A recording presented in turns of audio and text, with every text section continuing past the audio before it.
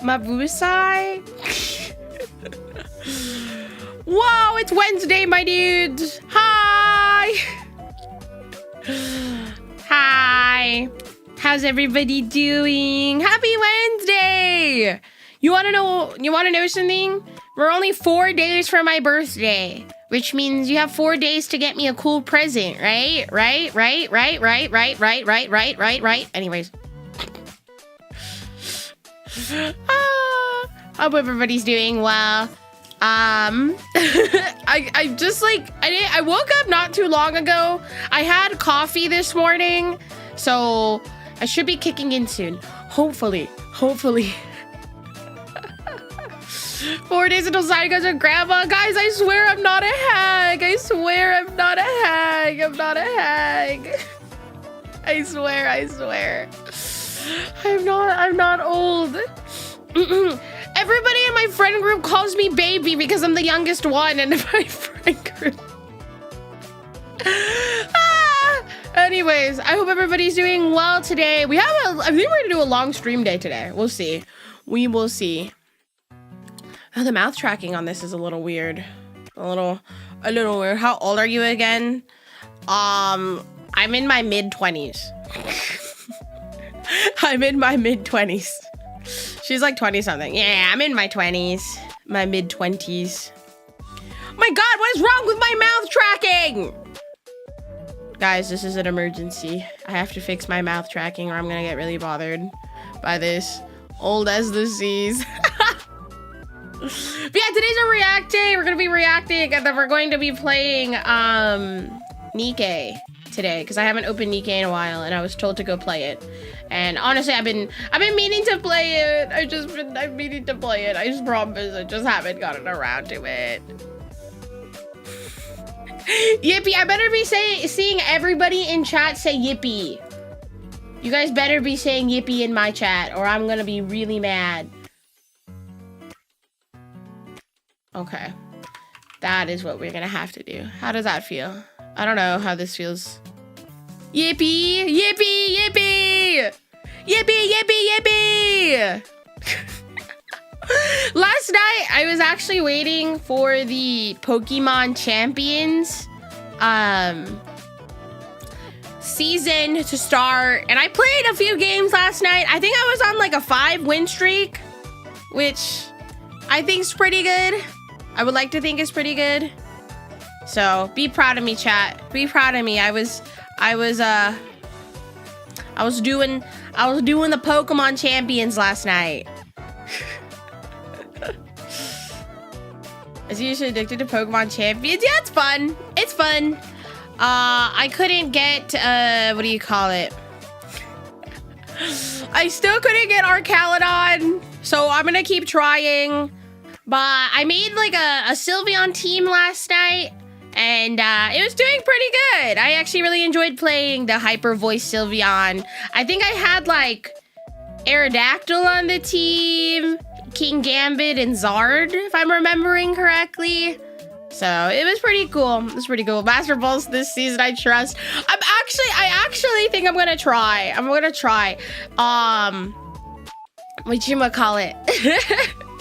I'm going on vacation next week. I'm going on vacation, and where I'm going, I won't have much internet. So I will have some internet, so I'm gonna bring my Switch. See if maybe I can grind out some matches for champions, but we shall see how that goes. We shall see how that goes. Sorry, I'm trying to test out my my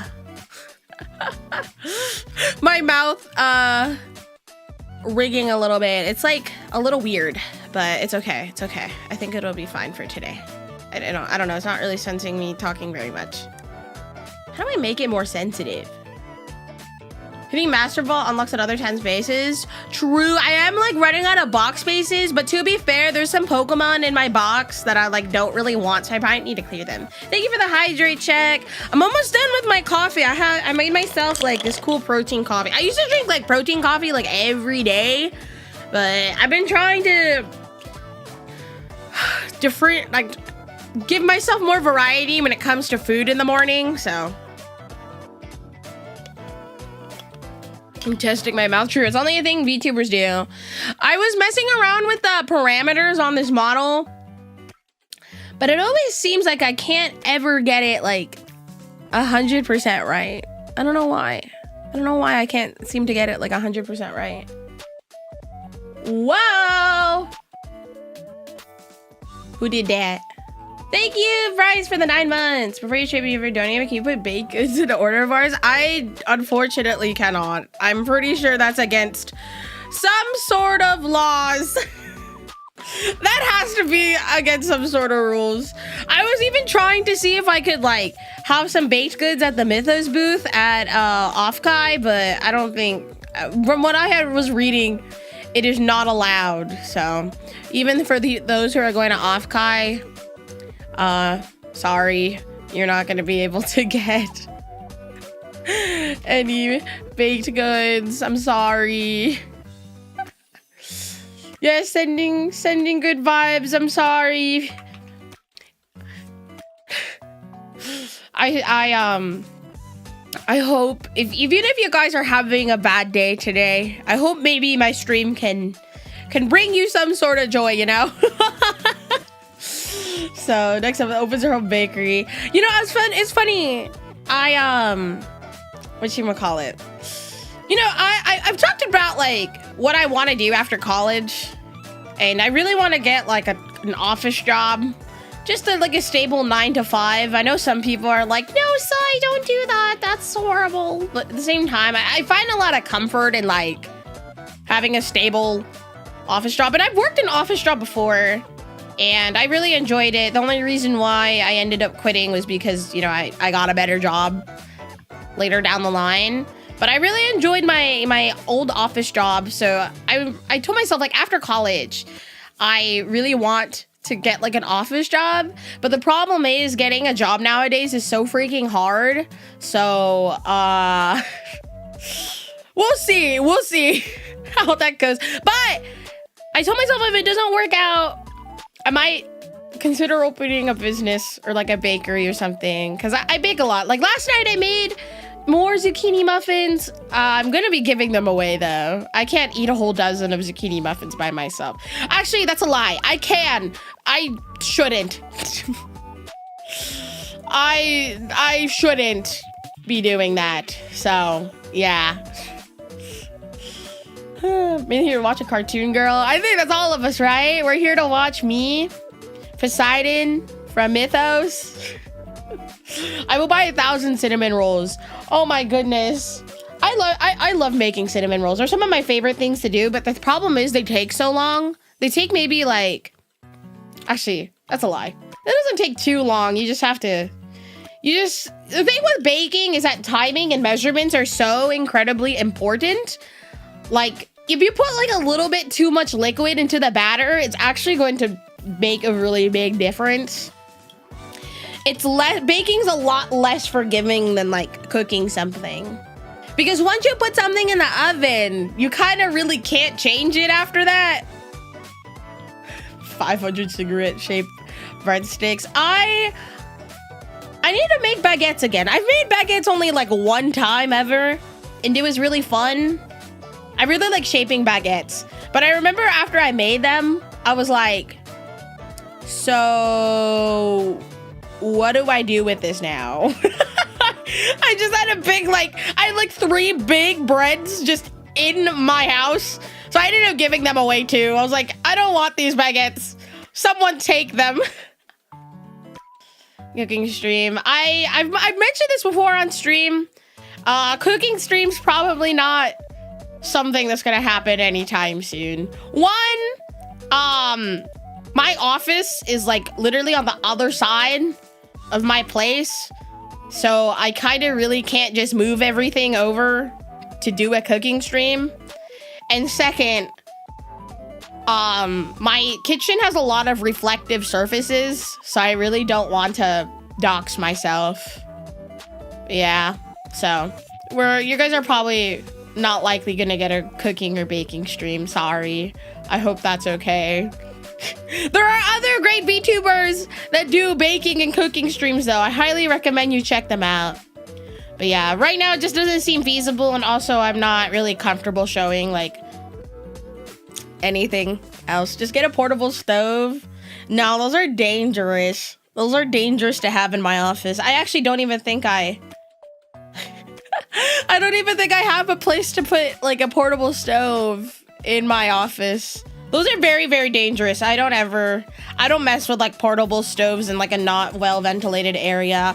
I'm not saying my office isn't ventilated. It's just, I feel like there's things in here I don't want to risk catching on fire, you know? Like my PC. We had a soccer photo looking at her window. Yeah. I make sure whenever I like take pictures of like IRL stuff and that is in my place, my house, my apartment. I always call my place a house, but it's not a house. I'm just so used to saying it like that.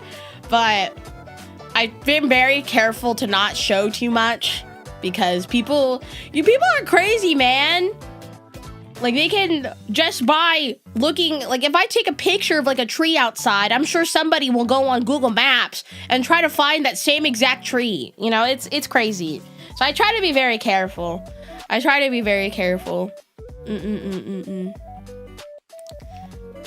She, please, just reflects like a mirror.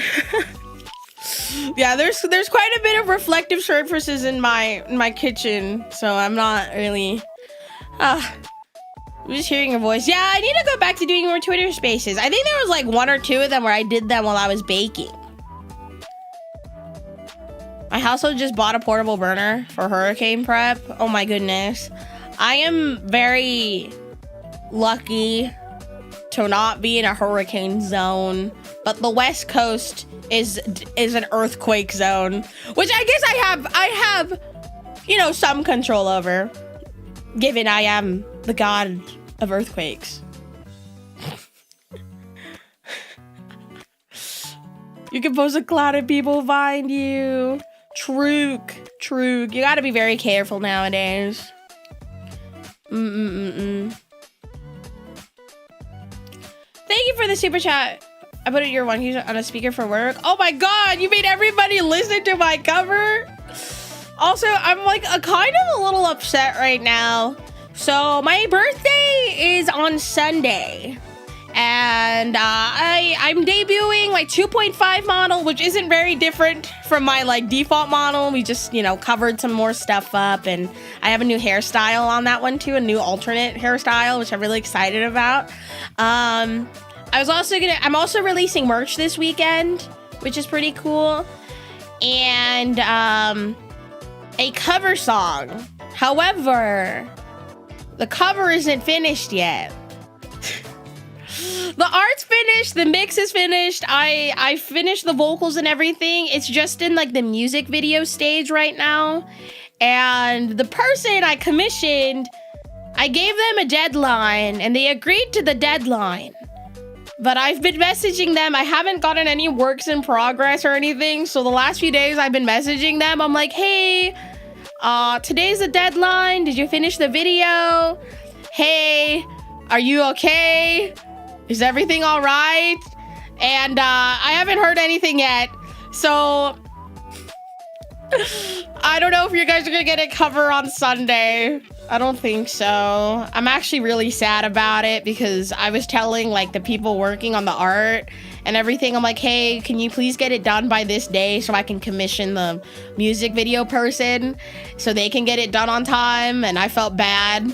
And now it's just it's not getting finished. So it'll probably be released at a later date, but man, it just sucks because I had people vouch for this person, and it's really disappointing when they don't deliver. I bought your deck boxes with Saturday. I missed your spring drop. So happy to hear more merch is coming. Yes, and this one's gonna be a general merch drop, so it won't be anything TCG related outside of the quote-unquote playmat. But can also be used as like a mouse pad. But yeah, it's really cool. It's a more general merch drop. I didn't want to do anything too crazy, so yeah. I also know there were some people asking. I know the last subathon we had a goal to do a plushie. It is on the way, guys. I don't know when it's gonna get released, but we finished the prototyping for it. A sample's getting sent to me really soon. So the Poseidon plushie is in the works. I promise, guys. I promise it's in the works. I'm just waiting. We're just waiting on the go for it. But I believe it's going to be one of those plushies where there has to be a minimum like of 50 orders for it to be fulfilled. So hopefully there'll be enough people who want a Poseidon plushie. Hopefully there will be enough people. She's so cute though. I can't show it to you guys yet, but she is so adorable. I love her. She's gonna sit on my desk and stare at me while I play game and stream. I think you don't have to worry. I don't know. I get scared all the time about how we need side card sleeves. There are side card sleeves. If you click, did I pin it in chat? Hold up. Yes, it is pinned. If you click on the pinned link, there is side card sleeves. They're just from my previous drop. So it is a pack of 100 Poseidon sleeves for $20. It's pretty cool. You can get either my warrior outfit or my default outfit. Yippee, I said it. Okay, what now? Nothing else. Thank you for letting me know I'm cool. Only one can buy for me and go here so I can get it directly. Yeah, shipping to the Philippines is always really expensive. I don't know if YouTube's appearing on the screen. Hold on, let me see if it's connected. Huh, that's weird. It is connected. Let me refresh it. What about the clam outfit? Clam outfit, we had TCG merch for that outfit, but it's all sold out. So, and they're not gonna be making any more of it, so. I mean, I can see if there's still more in stock. But yeah, I've been working. I love Kawa so much. Yeah, they don't have any more Poseidon sleeves with this outfit anymore. They have field centers, though. I don't know if you guys like field centers. But I was working with Murasaki for merch. I love Kawa. But I was working with Murasaki because they did more like TCG merch. But one of these days, I'll have to maybe work with Kawa for like apparel. I know people have asked. I need to put out another survey. I think we're about like halfway through the year now. So I should probably do another community survey. The last community survey I did, one of the questions was, what merch would you guys like to see? And actually I got quite a bit of people asking about, what is it? A lot of people asking about apparel, yes, t-shirts and such. But I don't know, would you guys, if there was like a cool Poseidon t-shirt, would you guys buy it? Like, would you like it to be kind of, not like gamer sub style, I guess gamer sub style where like I am on the shirt? Or would you guys want something more low key? I don't know if that would be something.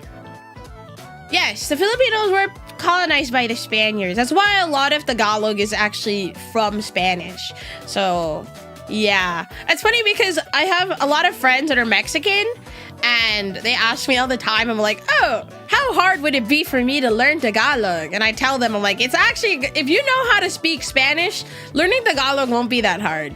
Because I would like to think maybe like 20 to 25, maybe 30% of the language derives from Spanish. Don't make clothes in my size. Obviously, Murasaki, they just started doing apparel. I should ask them to send me some apparel. As if I don't need more t-shirts. But let me see. Their max size is 4XL. I don't know. Whenever I buy t-shirts, I actually oversize the t-shirt because I wear t-shirts to bed.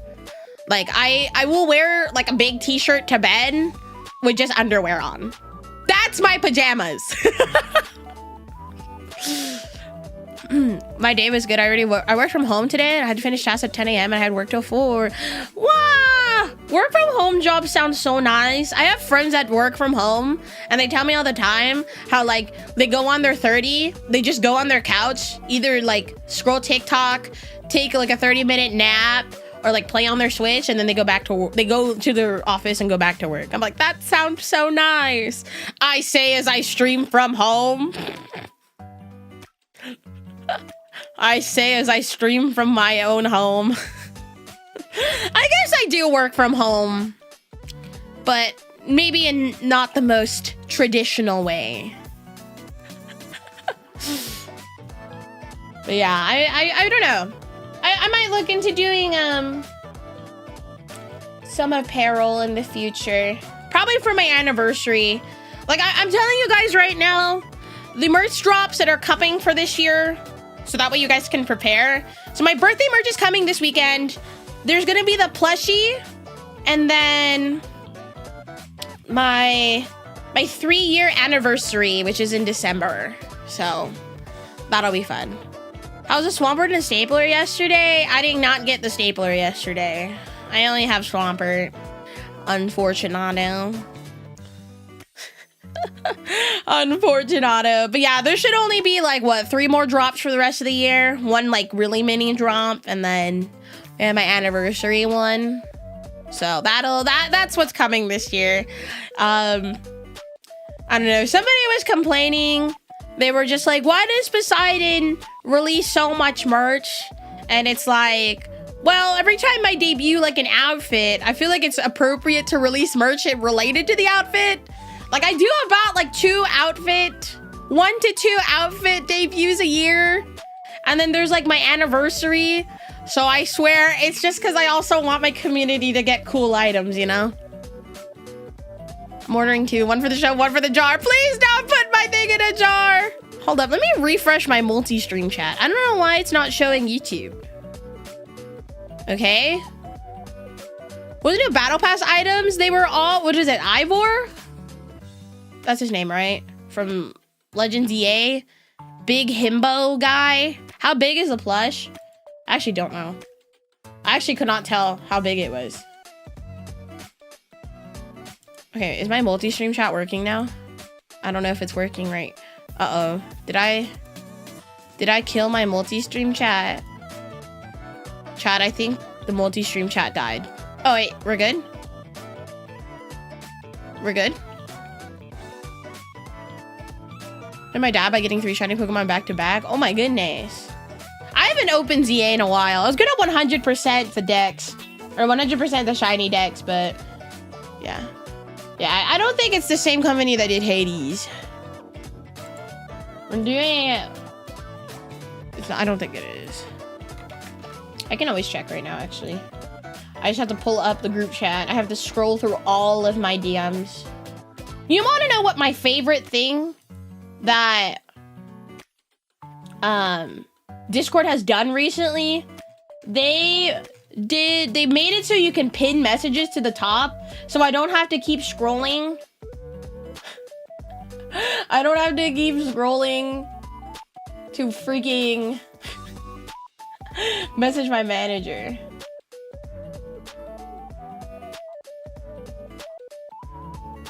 Okay, she is... Okay, I don't know how much that is in 20 centimeters.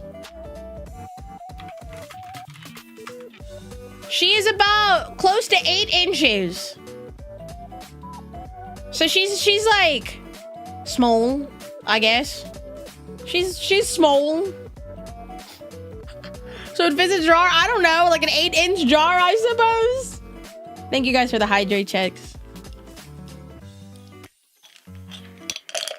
Sorry, I'm gonna finish my coffee now. Or at least some of it, most of it.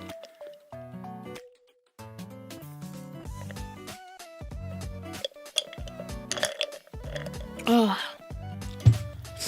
It tastes so good.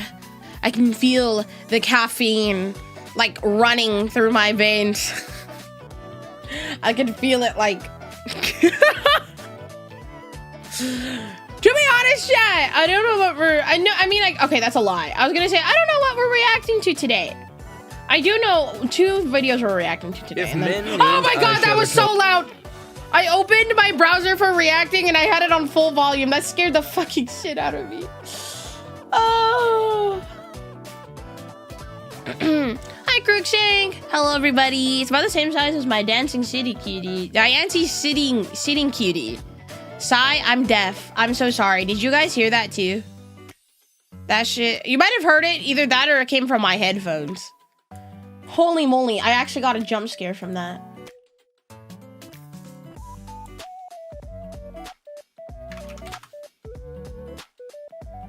I heard something. Yeah, it came from my headphones.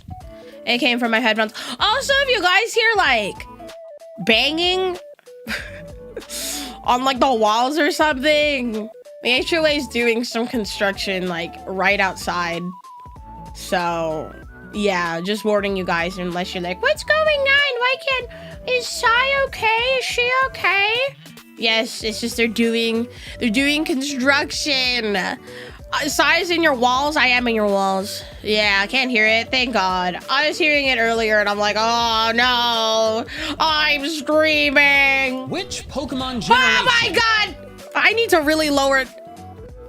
I need to lower the volume on this. The neighbor's getting freaky. Actually, I haven't. So my old apartment, I could hear neighbors getting freaky, but my current one, my neighbors are actually so chill. So I don't really hear anything. I think I'm the problem, but my neighbors tell me they can't hear me. They don't complain or anything. So I guess that's a plus. I heard Mikey's voice. Yeah, I opened a video. We're doing this video and then we're gonna do MoreParz. So MoreParz, and then we'll figure it out later. Yeah, I guess I could talk about, oh God. So when I moved into my first apartment, so I moved in like literally the beginning of the you know what in 2020. I called it the you know what because I'm afraid if I say the COVID word, apparently YouTube doesn't like it. really doesn't like really doesn't like that word. But it was really hard moving around that time. So I ended up moving into like a really shitty apartment complex. Like I'm talking, there would always be like homeless people in the laundry room. There were people that would like knock on the doors asking for money. Just like homeless people, and it was a really bad area. Like but you know, at the time that was like what I could afford, and like the only place that would accept my application. Because you know, being a girl with like a job, only one job, not making like a ton of income and a very new like credit score, I couldn't really get a job or get like a good apartment. And I couldn't really get like a different job at the time because we all know what was going on. You know, it was really hard to find a job in 2020. But it was really scary. I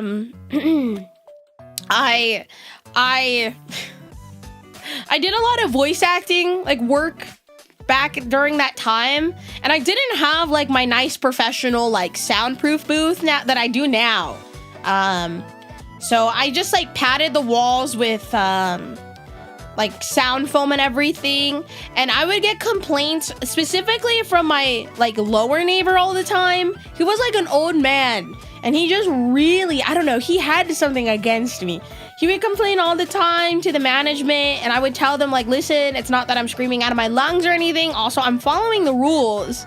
So I don't know. He called the cops on me once. And the cops were like, it seems that you're not really doing anything crazy. I was literally in my pajamas. I'm like, I'm just recording something. The quiet hours aren't here yet. And yeah. So, yeah, I remember I was like cutting food. Like I was cutting food on like a cutting board. And, you know, I kind of had to hack it a little bit, like with a butcher knife, because I was making something with chicken in it. And then this downstairs neighbor, because I lived on the second floor, freaking came up to my apartment and was like, hey, can you stop doing that? I'm like, I'm sorry. Am I being loud? Because I don't think I'm being loud. But yeah, it's so funny because when I was moving out, I remember this neighbor. He like came up to me and was like, oh, what a shame you're moving out. I really enjoyed with like you being my neighbor. And I'm like, are you sure about that? Because you were complaining about me. And you were just, yeah, I don't even think I was being that loud at all. And like, even the management, I had told them beforehand, because, you know, at the time, voice acting was like paying my bills. I was getting a lot of work. And I let them know like, hey, by the way, do this. Like, is it okay for me to be recording? There may be times where I might be yelling and stuff like that, but, is it okay as long as I do it before quiet hours? And they had told me it was completely fine. So, yeah. But now that I moved into like a new place, I bought one of those like those professional sound booths. So it's like completely isolated. It's literally a box. Like a box you can walk into. There's like 4 walls. It's padded and everything. It's literally right next to my desk, and it's connected to my PC. So I got really scared after that. So now I have that egg trays on the walls. Not egg trays, it's actual like sound foam. So it absorbs the sound. I also have like bass traps and everything in there. I have like my fancy mic and everything. So yeah. It's funny. I've been spending a lot of time actually auditioning for projects. So I'm hoping I book something. That would be nice. I miss voice acting. Yeah, I voiced in some of Merryweather's videos. Yeah, I was doing a lot of animation, like prelay animation back in the day. And then I also did like narration and stuff. Yeah. Small projects for like small creators. It's funny because like those projects I did for small creators, now they're like big creators. So I'm looking at them and I'm like, I used to work with you, but I don't even know if I should say anything.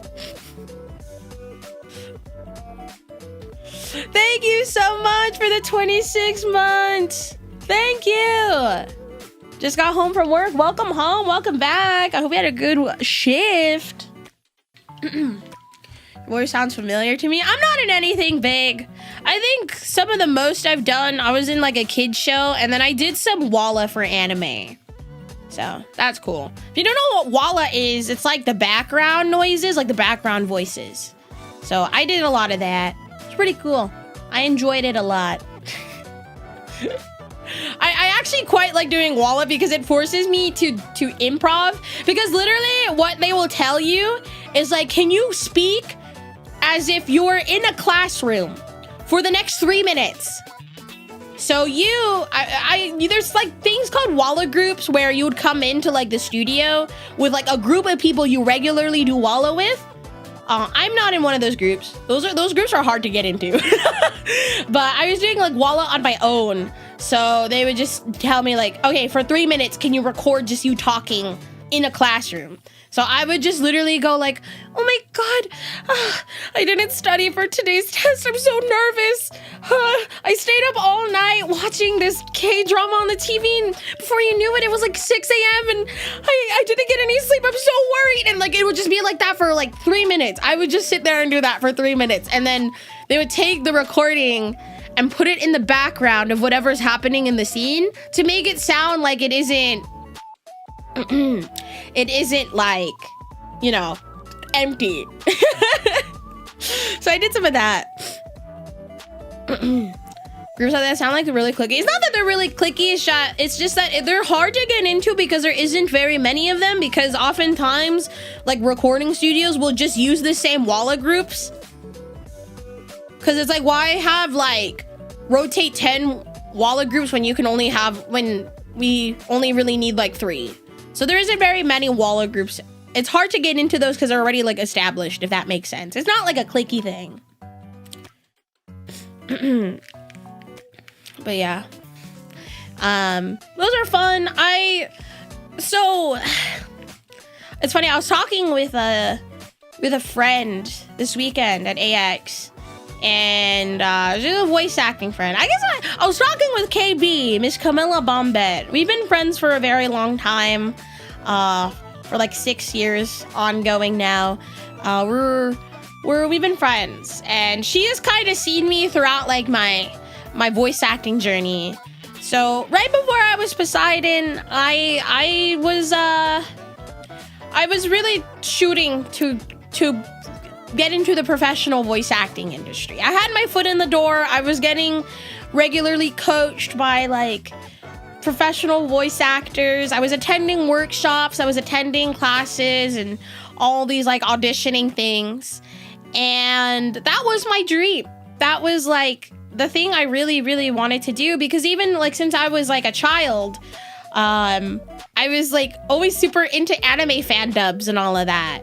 So it was one of those things. I've always wanted to do acting, but I was very stage fright. I had stage fright. So how do you solve that problem? I really enjoyed being behind the mic. So I feel like I tell the story pretty often, but it's because I feel like it's very important to have like the context. So I was a VTuber before I was Poseidon. Good luck finding her. She doesn't exist anymore. I low-key wiped everything, so. But I had graduated, G-word, about like 7 months before I was even contacted to be Poseidon for Mythos. So I hadn't streamed in 7 months. At that point, I kind of wanted to drop being on the internet for like VTuber reasons, to focus on like personal goals, you know, furthering myself in like the voice acting industry and all of that. And then this opportunity to be Poseidon dropped on my lap. And I told myself, I was like, okay, this is really cool. I did kind of miss VTubing. I'm gonna be taking a 6-month break from voice acting, for pursuing voice acting, to basically be Poseidon.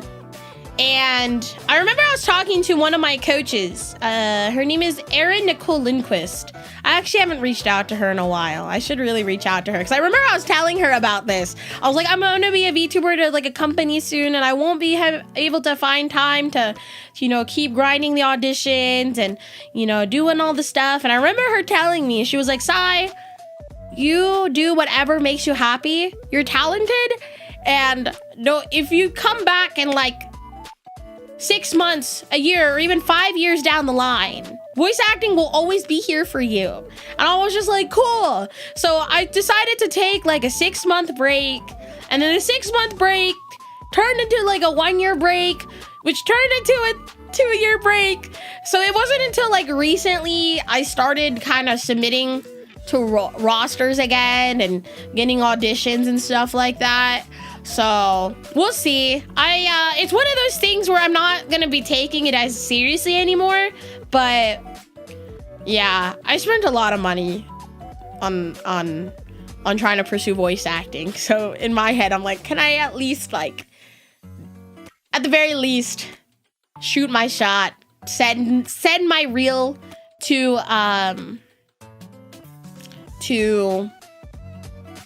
rosters and stuff. But yeah, she's great. I think she does, like, she's like a director at Crunchyroll now. She's really cool. I don't know if she still does coaching, but pretty cool. Pretty cool. She does a lot now. I'm really scared to reach out back to her and be like, hi, do you remember me? Do you remember me? Yeah, she's in Witch Hat Atelier, which is pretty sick. Yeah, it's funny. She was really vouching for me, and man,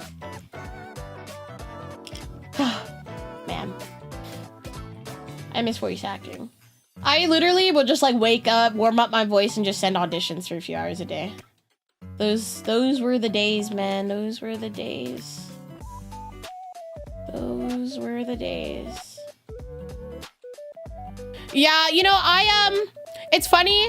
My friends, I don't want to say make fun of me all the time, but they like poke fun at the fact that I do a lot. I do everything. I do too much, as some would say. Yeah, I have too many hobbies. They call me the jack of all trades because I do a little bit of everything. I do a little bit of everything. I feel like there's some things I'm more passionate about than others. Like, I really enjoy baking a lot and cooking a lot more than I do, like, gardening. But I still go and garden. Like, this morning I was watering my plants. I was fertilizing my plants this morning. Big Bang is back together? Oh my goodness. Wait, what do you mean? They've been back together. Well, not all of them, but, like, I don't think Top is part of the group anymore. I think he left. Would be a cool stream idea. I've thought about doing like voice acting stream ideas, but here's the thing, like I have to be in a very particular mindset to voice act. So that's why whenever I do like attempt voice acting on stream, I don't feel like I'm at my best because I'm just not in that mindset. Dog, I didn't know. Yeah, I think they've been back together for a few years now. They performed at Coachella this year. I was watching their live stream. It's pretty cool. Just means you're busy. Yeah, I'm a very busy gal. A very, very busy gal. Which is why I'm excited to go on vacation next week. Because I'm going I chose to go on this particular vacation because it was very disconnected. So, yeah, I might be scheduling some tweets to go out that time. And I will have very limited access to internet, so it's just I'm gonna be gone for like what, 6 days? About a week. So it'll be nice. It'll be cool. I'm excited to just sit back, relax, drink some cocktails, I don't know. So yeah, excited. Hi Slowpoke, welcome in. We're just yapping. Enjoy your time off. I need the time off because I feel like even when I take time off as Poseidon, I'm I'm still working, you know. I'm still working on stuff. Like last night after stream, I spent like 2 hours in the recording booth recording some stuff for both Poseidon and like voice acting auditions. And then after that, I think I spent like another hour scheduling some uploads for Instagram and TikTok, even though my TikTok I like am really convinced is dead, but I'm still trying, you know.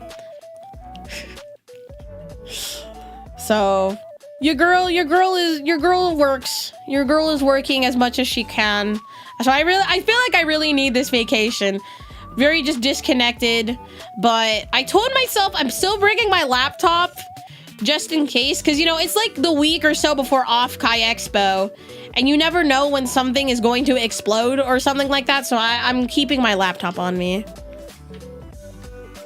Yeah, there's other work to be done behind the scenes. Yeah, I think a lot of people actually forget that there's a lot of work behind the scenes as a VTuber. Like, I have help. I'm very thankful. I actually have a really great team of people that work with me. Like my manager, I have my YouTube manager who's in charge of making my thumbnails and like scheduling uploads for both my main and my second channel. I also have my editors. They are awesome. I love my editors so much. And then we have like the Mythos team as well. You know, they work hard. They work hard to make sure like I stay on track, and also I do a lot of work as well. I schedule, I think, everything on Instagram and TikTok. I attend meetings. I'm trying to talk to people, set up collabs, set up of stuff for the future. So it's a lot of work. It's a lot of work. We have a booth at Off-Kai. Yes, Mythos will be having a booth at Off-Kai. I believe we're at booth 605. So I'll be doing a virtual meet and greet on Saturday, I think at 3 p.m. Pacific time. So if you're going to be at Off-Kai, you should totally come stop by. I will also have some of my TCG merch from Murasaki for sale at the booth as well. So if you're going to Off-Kai and want to buy Poseidon TCG merch, they will be available for purchase at the booth. But yeah, I'm very excited. It's gonna be a very busy month, and then a very busy month going into August as well. I have a lot going on in August, so it seemed so this week, this like vacation might be the only time I actually have to just sit back and relax and just like take a break, because it feels like it's just been so much. Which of your models are your favorite? I don't know. I like all of them. I don't think I have a favorite model, if I'm being quite honest. They all are great in their own ways. Following this year, make it way next year. Yeah. I'm trying to see if I could do more conventions as well. I want to do more cons. I want to do more events. I want to do more concerts. I was gonna be in a concert for Off-Kai, but I didn't have enough time to put together something, so I wasn't able to participate. But I want to do more concerts. I want to do more singing. I want to do all of that. Will there be a ticket system to go to your meeting and show up first? I believe it is first come first serve. I don't think we're doing tickets. We got a post-sized tummy. I do have a tummy. You want to see my tummy? Is my belly button. Wow, thank you so much for the 9 months, Burnout. After AX, I'm pretty sure I can't go to anything else this year. Los Angeles is so expensive. My AX trip was so pricey. What country is it? Off-Kai is in the US. Yeah, in San Jose, California. Is that considered Bay Area? Is San Jose considered Bay Area? But yes, I have a tummy. Do you like my tummy? $45 parked full day. I know, I feel you. But there were other places I saw they were charging parking for like $70. I'm like, that is atrocious. I will add your meet and greet to my Off-Kai schedule. Yay! Yay! Yeah, everybody that's coming to my meet and greet is getting a Poseidon pack. So, yeah. So you get a Poseidon pack from coming to my meet and greet, and then you also get one for purchasing my merch. So, yeah. Yeah, San Jose is Bay Area. Got it. I've only been to San Francisco twice in my life. And it was when I was like really young. So they were all because my family was traveling to somewhere and they had to like pass through San Francisco. Yeah, Silicon Valley Bay Area is not cheap area. Yeah, I have some tech friendos that live in that area and they tell me like they have to sell an organ in order to live there. And I'm like, that's so sad. I'm sorry. And I only defined the day one parking for 45. If you parked, I guess I was talking with some like of my friends that went as if I did not go to Anime Expo. I did go. Thank you for the follow. I appreciate it. If you parked at Circa, it was literally across the street. It was $45. It's funny because there were closer parking lots that were charging way more money. And I'm like, dude, this is just literally across the street. Yeah. I paid $45. I have a friend who lives in LA and the only amount of money he makes is insane, but it's only because it's adjusted. Yeah. There was once upon a time, there was a point I really wanted to move to LA because the voice acting hub is in LA. But, you know, dreams didn't work out that way, I guess. Things didn't work out that way. But I remember like a few years ago, I was actually looking at apartments because I was thinking about actually making the move. I really was thinking about making the move, but it was like $2,000 for a studio apartment. And to me, that's crazy, but that's considered like reasonable out there. So I'm like, oh, they better be paying a lot out here, you know?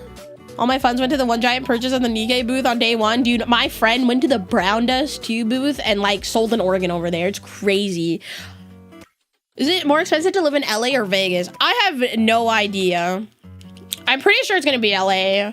From what I hear, because I have friends that live in Vegas too. I mean, my store sponsor lives in Vegas.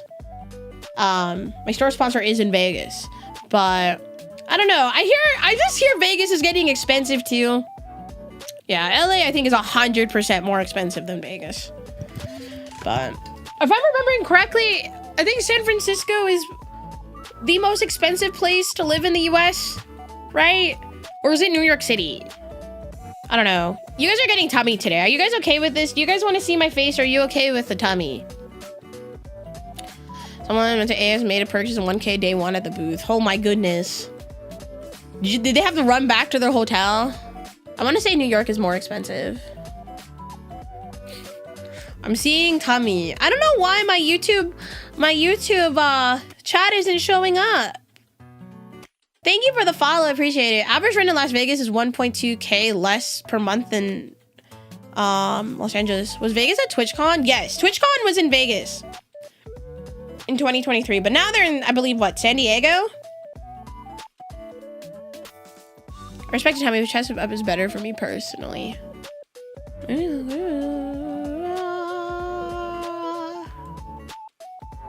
Is this like a good compromise? Here, let me remove the desk. Is this a good compromise, chat? More expensive margin compared to LA, but it honestly doesn't help in the end. It's expensive as fuck. Yeah, breathing nowadays costs money. Can you believe that? Breathing nowadays costs a lot of money.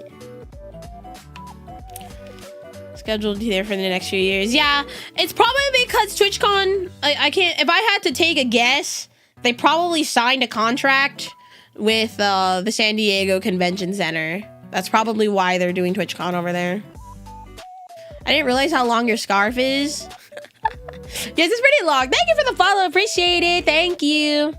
Which one's also look a bit dead? I can't say for sure. I haven't been. I was gonna go last year, but the finances didn't work out for TwitchCon. Traveling is so expensive, chat. Like, I actually think I've spent way more money on traveling than I have spent on like anything else this year. I'm always going somewhere. Always going somewhere. Thought Twitch headquarters are in California. Is it? I don't know. Is it? I don't know where everybody's located. Thank you for the 18 months. Bengals, I appreciate it. Thank you. Yeah, 3 years for Rotterdam, 5 for San Diego. Yeah, it's same thing with AX. They have a contract with the Los Angeles Convention Center. So they already confirmed they're going to be back at the same venue next year. And I'm literally sitting there like, anyways. I'm debating it, but I go to Japantown, San Fran later for Pirates' Necropon's Nikkei Bubble event. Ooh, sounds fun. Sounds fun. Yeah, Twitch is San Francisco. I think it is. I think it is. Don't quote me on that. I don't know where Twitch is located at. I'm just a girl on the internet.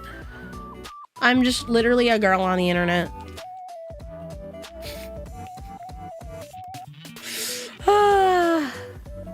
Sorry, brain farting. I like your VTuber model. Thank you.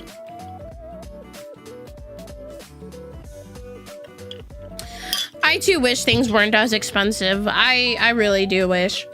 I feel like I'm very lucky to be in the position where I am, where I can live off of, like, you know, my savings and like my funds from VTubing. But I have really considered maybe picking up like another part-time job. But my side hustle has been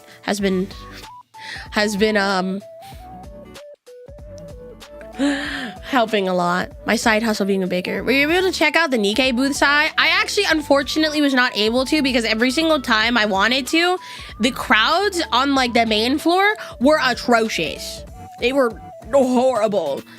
I actually spent a lot of time, because I only went on Saturday for AX. I spent a lot of time just running around for meetings. That's literally like most of my AX experience was running around meeting people and stuff. Yeah, the Nikkei booth, every single time I was like, wait, let me go check it out. It was so full, so I wasn't able to go. Are crazy things in the lads booth? Dude, I almost got in line for the lads booth, but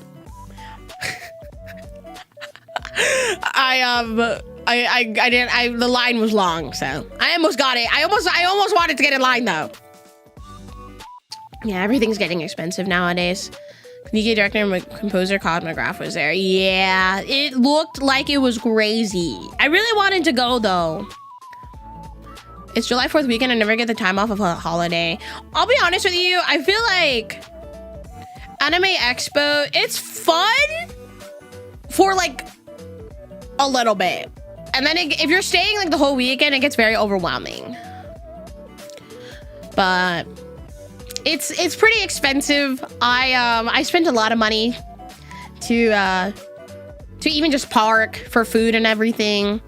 And to be honest, I feel like you can get a better experience probably somewhere else. So, yeah. In my opinion, and this is just my opinion, you're free to disagree with me on this, but I think Anime Expo has outgrown the convention center. So, well, there was like, what, 400,000 attendees just for this year? And it keeps growing every single year. Like day 2, I wasn't there for day 2, but I saw videos of people getting like denied entry because the Los Angeles fire marshal literally told the center that they are at capacity and they can no longer let anybody in. So, yeah. One thing I'm upset about is I completely procrastinated my time to go check out the Mirasay booth to try out their game demo, because if you played the demo, then you would go down to free happy, which I missed. No! I would have loved to do more stuff like that. I didn't get to do too many, fun activities at booths. I know the Brown Dust booth, they had like a massage chair, and you could only sit in the massage chair if you were level 46 and up. So you had to have been a high level in Brown Dust to be able to sit in their massage chair. Crazy, crazy. Otakon outgrew its center too. Oh my goodness. I watched a walk around of AX on Saturday and it was absolutely packed. Yeah, it was pretty bad. It was pretty bad. I did hear Saturday was not as bad as like the first 2 days. Like, I think Friday's the worst. Friday's usually the worst. So I feel like I did miss that. So that was fine. When I went, it wasn't too bad. You know what was the worst though? Artist Alley was the absolute worst. Like, I was getting squished in there and I was very uncomfortable. I was with my friends and I was telling them, like, we need to go. Like, I cannot do this. Pay to drink juice. Was that Anime Expo or was that, like, that other con? I think I'm level 43. Yeah, you had to have been, like, level 46 and up to sit in the massage chairs. Couldn't even check through Artist Alley until the last day. Yeah, it was pretty bad. It was pretty bad. Great artist though, and it was so sad because there were other booths I wanted to go see, but I was getting so overstimulated in the Artist Alley that I just wanted to leave. I just wanted to go. Yeah, you have to be a brown dust professional. I'm sorry, I don't ball like that in brown dust. Apparently someone did that thing in AXML. Didn't people get hospitalized, like, for doing that? I don't know. I get being down bad, but drinking someone's foot water, I feel like that's, like, disgusting. That's really nasty. Please don't drink random people's foot water, guys. Please don't do that. That's really gross. People did that? Yeah, there were people doing that. Girl didn't wash her feet, but even if she did wash her feet, you don't know if her dead skin cells are getting in the water. I did see someone at AX though, they had like a slap menu. Like this girl, she was dressed in a cosplay. It was like $5 and she'll slap you. Honestly, I almost went and paid her. Please slap me, please. Was that Fanime? And Fanime did not condone it. They were just like, we do not associate with this person. People do be crazy. People are insane. So I want $5 to get slapped by a sexy lady, I feel like is a good deal. Oh, anyway, should we get reacting? I feel like I've been yapping for too long. We got our 1 hour of yapping. It's time for what they call reacting. There's levels of insane and foot juice is too many.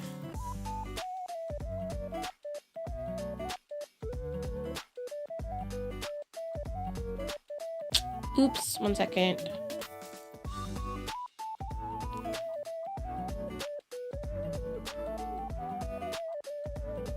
There's no such thing as too much yapping? True. I don't know. I've had some people comment on like my VODs and stuff. I've had to hide their comments because they were being really rude. But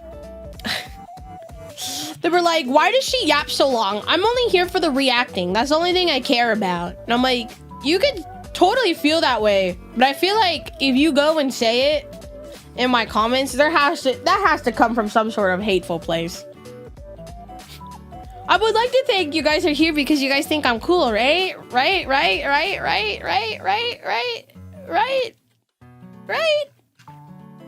Anyways.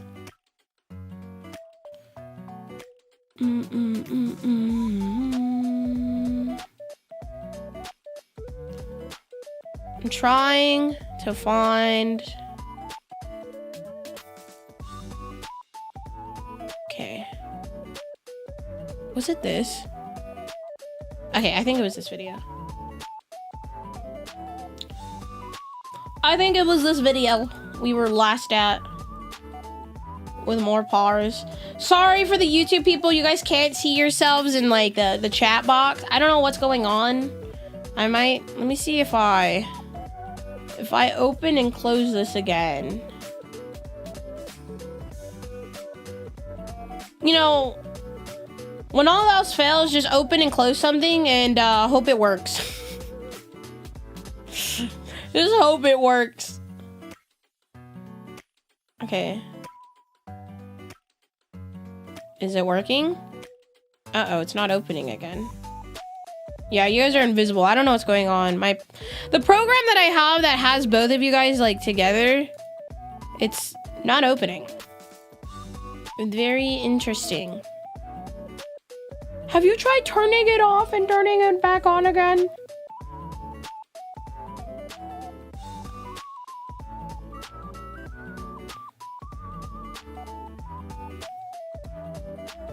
Okay, not connected. Okay, let's see if we can reconnect. Okay, it's booting up. I click this. YouTube chat is cosplaying as John Cena today. Wow. Okay. Twitch. Is YouTube really not connected?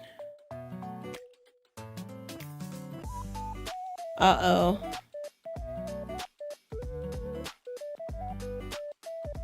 Ruh-roh!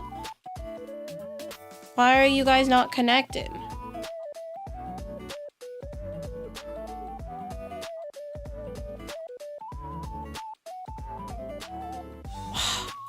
Okay. I don't know why it's doing this to me today, but it's making me a little mad. I did connect the account. I hate technology. Technology is the fucking worst. Okay, I'm sorry, gamers. I'm sorry, shipwrecks. Looks like YouTube chat won't be on the screen, but if it makes you feel better, I can see your guys' chat. I can see you guys responding. So, anyways, let me turn off the music. Other people be like, I'm embarrassed because I've been using like computers like my entire life, and there's still things I'm learning every single day. And I'm like, oh, I can do that.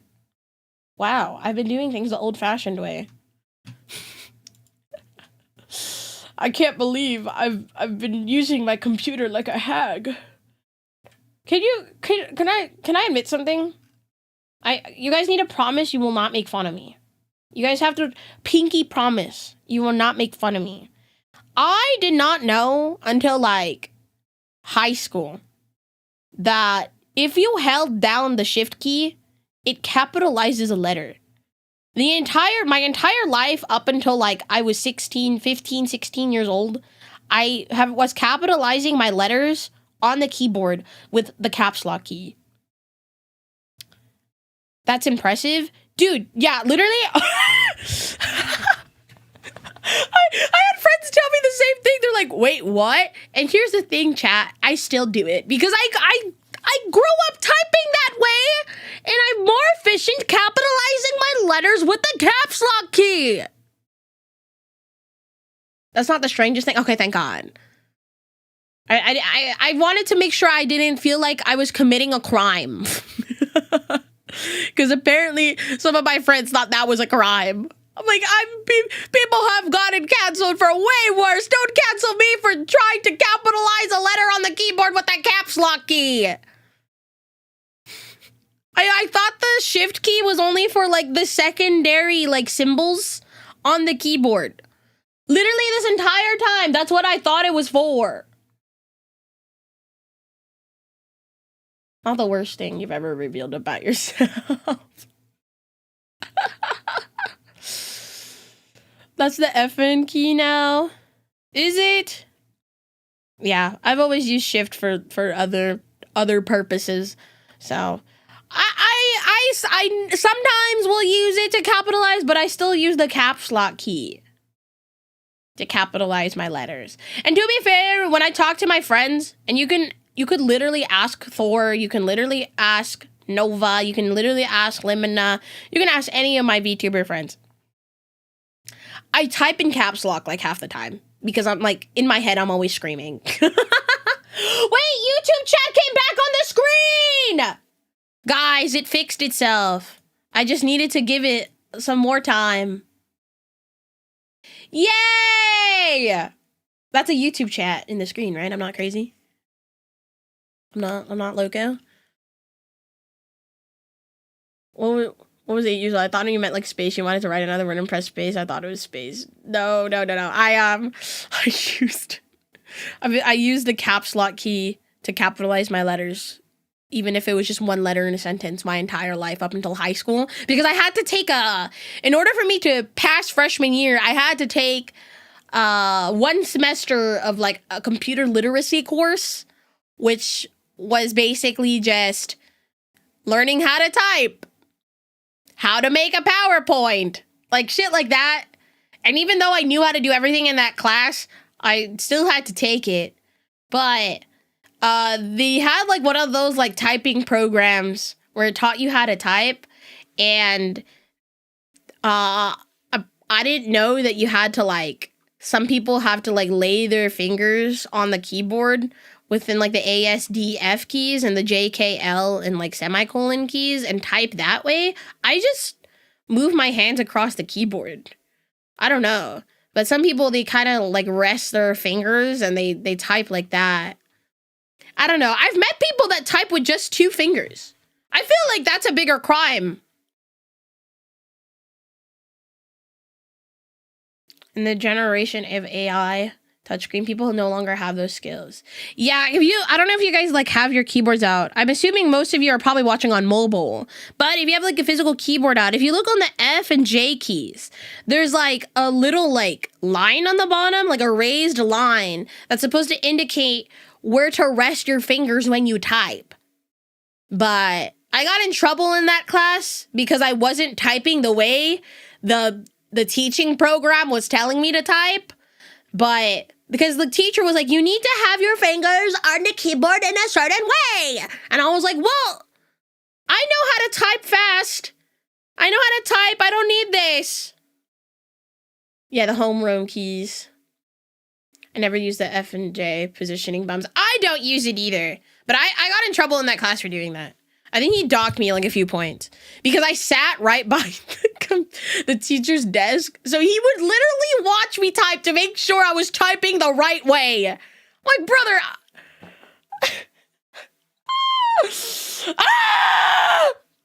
Hi, Midnight Castle.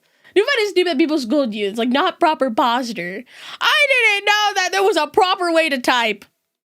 Yeah. I passed the class with an A, but I'm pretty sure I annoyed that teacher.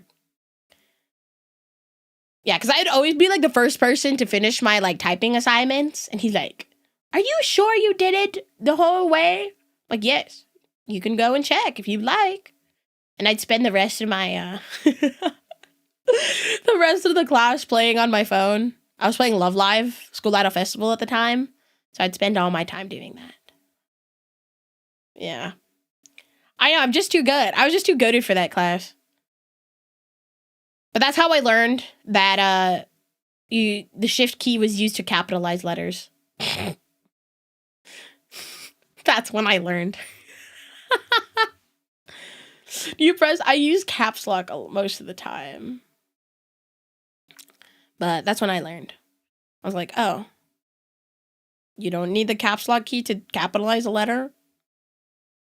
Okay. Favorite Love Live member? Nico Yozawa and Ruby Kurosawa. I'm very much a Muse Aqua girl. Any group after Aqua, I don't know short about, like, at all. I use a caps lock an unhealthy amount. Dude, me too. Me too. I use a caps lock a lot. Maki's probably number 2 for me. Maki's number 2, and then Nozomi's number 3. And then Ellie's number 4. Yeah, I played an unhealthy amount of Love Live. Actually, I don't know. If I had to take a guess on a game that I probably hit 1,000 hours on, it's probably Love Live School Idol Festival. I miss playing Love Live with an all Kotori team. Oh, that was my OG best girl. When I first watched, like, the first go-around of Love Live, Kotori was my favorite. But then it went to Nico. Because I don't know. She's just really cool. I played an unhealthy amount of Love Live School Idol Festival. Yeah, May instinctively rest their hands with the WAS keys. Yeah, I do the same thing. Even with like League of Legends. Sorry. Is that a bad word nowadays? League of Legends! Also, can I just say, T1 losing last night made me so sad. What the fuck was Doran doing that whole game? Fucking Christ. Happy for G2, I guess. But my team didn't make it. Doran, what the fuck? You had one job! Poor Pace. Pace was trying so hard last night to carry his team. But no. His team was too heavy. Even Faker, I don't think, was playing at his best last night. Oh, wow. Now, our hands... I need HLE to win. Okay, I need HLE to win so we get that extra spot for Worlds. Yeah, I root for the Korean teams, guys. I'm sorry. I used to be, when I was younger, by younger I mean in like high school, I used to be a huge TSM fan before TSM exploded.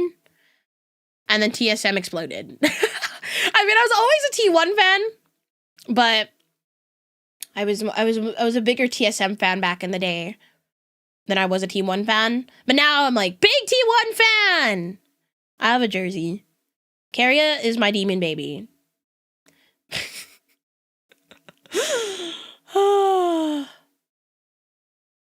They were feeding. I just don't think they were playing at their best. They were best. No, guys, I'm not Korean. I'm flattered, though. You guys think I'm Korean. I'm just kidding. I'm not Korean. I'm full-blown Filipino. I'm full-blown Pepino. Both of my parents immigrated to the States from the Philippines. So I'm technically Filipino-American, which apparently is a crime too, I guess, but whatever. Wait, you're Filipino? Uh-oh. I am Filipino. Hold on, my headphones turned off. I know so many Filipino people. We're just taking over the entire country of the United States of America. We are war crimes. Name a Filipino food right now. Kare-kare is my favorite Filipino food. People think it's crazy. What do you mean there's a beef peanut butter stew? Don't knock until you try it. Unless you're allergic to peanuts. Then don't eat it. Putang ina. Kare-kare is my favorite, but it's like a once-a-year food, twice-a-year food. I only ever make it like once or twice a year because it is so high in calorie, and I track my calories. So, if I eat kare-kare, that's the only thing I eat that day. Bicol Express is so good. So good. Have you seen I love kare-kare, afritada, menudo, and mechado. If I had to take something out of that four, afritada needs to go. I'm very much a beef girly. I like my red meat. I know it's bad for me. As a Hispanic man, I'm a magnet to Filipino brothers. I cannot tell you how many times I've been mistaken for being Mexican. Like, I'll walk into like a Mexican grocery store, because there's quite a few of them in Atlantis, and they'll just start speaking Spanish to me, and then I will just look at them, and I'm like, no Espanol, and they go, oh, and then they start talking to me in English, and they're like, I swear to God, I thought you're Mexican. I'm like, no, I'm Filipino, which I guess is like adjacent. We're like the Mexicans of Asia. Do you make it with regular beef or oxtail? So I used to make it with like full oxtail, but then oxtail got expensive. So now I do half oxtail, half chuck roast, or like half beef shank, because beef shank is kind of a good alternative. I have a cute accent when I swear in Tagalog. It's so funny because I think I have a pretty like neutral West Coast accent. But when I talk to my dad specifically, I don't talk to my mom in an accent. But my mom speaks like, have you seen the video with my mom? She doesn't have an accent when she speaks English, or at least not a very heavy one. Because growing up, my mom, she traveled a lot because my grandpa was like a traveling engineer. So she spent a lot of time in like the western part of like the world. But my dad, he didn't really do that. He stayed like his entire life in the Philippines before he married my mom. But my dad, he's fluent in English, like maybe 90%, but then he'll like he'll speak to me, like if there's a word he doesn't know, he'll say it, and then I'll understand what he's saying. But he still has an accent, and sometimes I'll talk, and he's like, can you repeat what you just said? So I talked to my dad in a very slight accent. Mistaken for many things. Mexican, Hispanic, Italian, German, and then Samoan. Although majority of the time I recognize being Filipino. I can pronounce Spanish enough to pass. Oh my god. I've been also mistaken for Samoan like a few times. Someone asked if I was from Guam once, and I was like, no. Sorry. I'm very brown. Actually, no, I'm not very brown. I'm actually, my mom tells me I'm quite light-skinned compared to other Filipinos. So, I don't know. I feel like recently, though, I've been very tan because I've been spending a lot of time outside. Like, I've been going to the beach, the pool. So I've actually spent a lot of time outside. So I'm kind of in my tan era. My tan line, sorry, I'm lifting my shirt right now. Yeah, my tan line is pretty severe. My tan line's pretty severe. It's pretty, oh my goodness. I need, and then I'm gonna proceed to get a stronger tan line in the next week. I got asked times if I'm a Arabic, Indian, Punjabi, but never if I'm Italian. No! I'm sorry. I feel like I've been able to clock Italians really quick. I hate that sun can, make the sun up. I'm confused for black. I get tagged, but yeah, I can see I got 2 ads for 2 BRBs. You're good. You do talk a lot, but it's hilarious, and I love it. It's because I'm Filipino. Yapping is in my genetics. That's why I'm a VTuber! I don't know when to shut the fuck up sometimes. Remember when I said we should stop yapping? That was 26 minutes ago. 26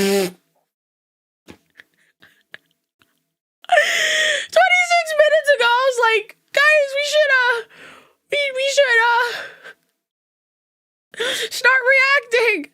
No, Sai just starts talking about her being Filipino and how she uses the caps lock key to capitalize her letters in 2026. Who's Sai? I have no clue. I bet she's really cool, though. I bet she's so cool. Thank you for the hydrate check. Our rig is over. Have a good shift.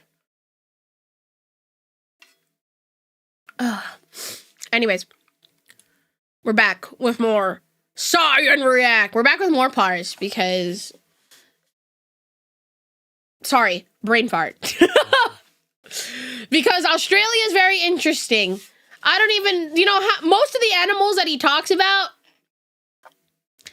I didn't even know existed, and I'm surprised they do exist. Anyways, let's get to it. I think we were on this one. Science. Oh, this bird is no. Not that one. I hate when I click on it. I hate when I click on a short and it doesn't actually show what the short, I clicked on is. It's so stupid. Anyways, that's not MoreParz's fault. Have created a new fish. And the best part is that it was a fucking accident. You see, this everything's is an accident. Fish. And a sturtle. It is found absolutely fucking nowhere in the wild. No. Wait, where is it? Oh, if scientists created, is it only in captivity? Accident is a nature mod produced exclusively in a single facility in Szarvas, Hungary. You see, oh, that is a very specific place. Sturtlefish is a cross between the Russian sturgeon and the American paddlefish. Aren't sturgeons the ones that make caviar? I've only ever had caviar once or twice in my life, and can I be honest, it tastes like shit. I don't know, maybe the caviar I had was bad, but the 1 or 2 times I've had it, I've always been like, people enjoy this? In the world, the only way that hookup's happening is Discord, because they live on opposite sides of the fucking planet. Hello, princess. But this... Hello, princess. This is Hungary. Sturgeons are the toe suckers? So, you're telling me I should get a sturgeon because I do like my toes being sucked.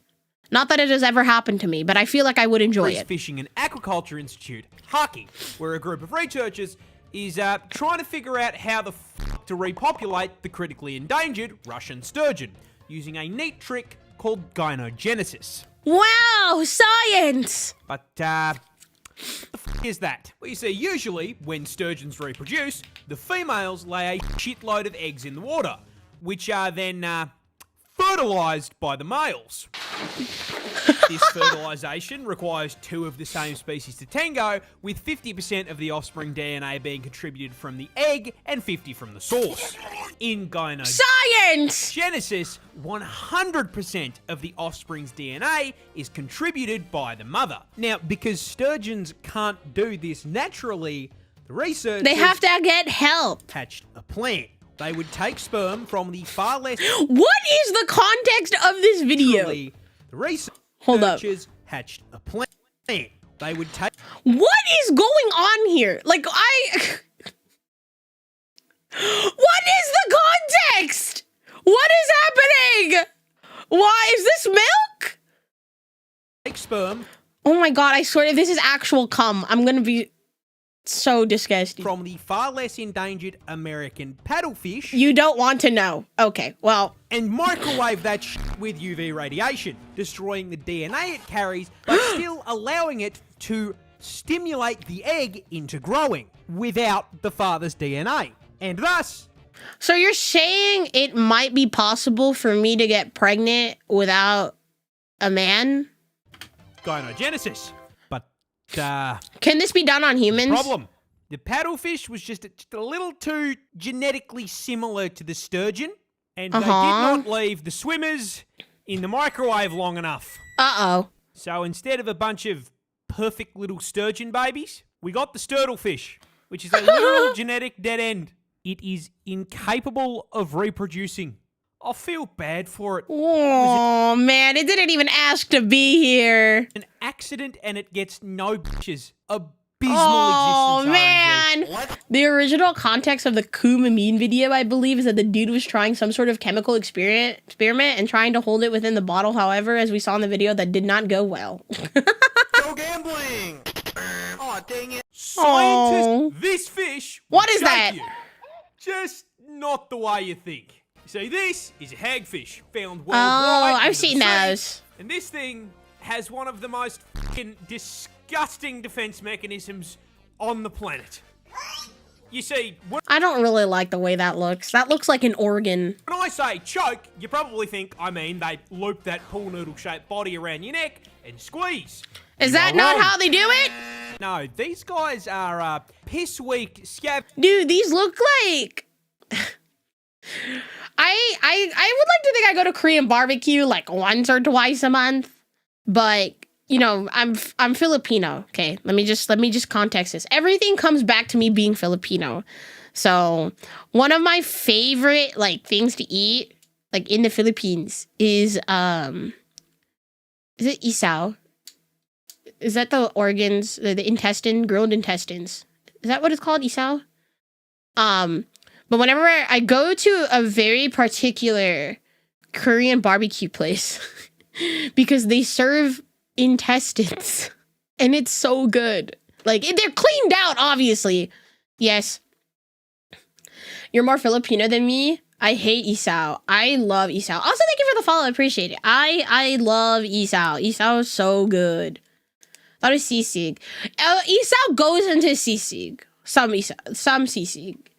I don't know. My family, whenever they made sisig, I was always used like pork belly. But hold on, let me move my chat. We moved it on this side because we were playing champions yesterday, but we're not playing champions today. Never had intestine, but I do like beef liver. That is actually the one food I will not eat. I don't like liver. I don't like liver. So whenever I have like menudo, like Filipino menudo, they put liver in it. I can't. I pick it out. I cannot eat liver. I can't. I'm sorry. Scavengers that average If it's like liver spread, I can maybe do it.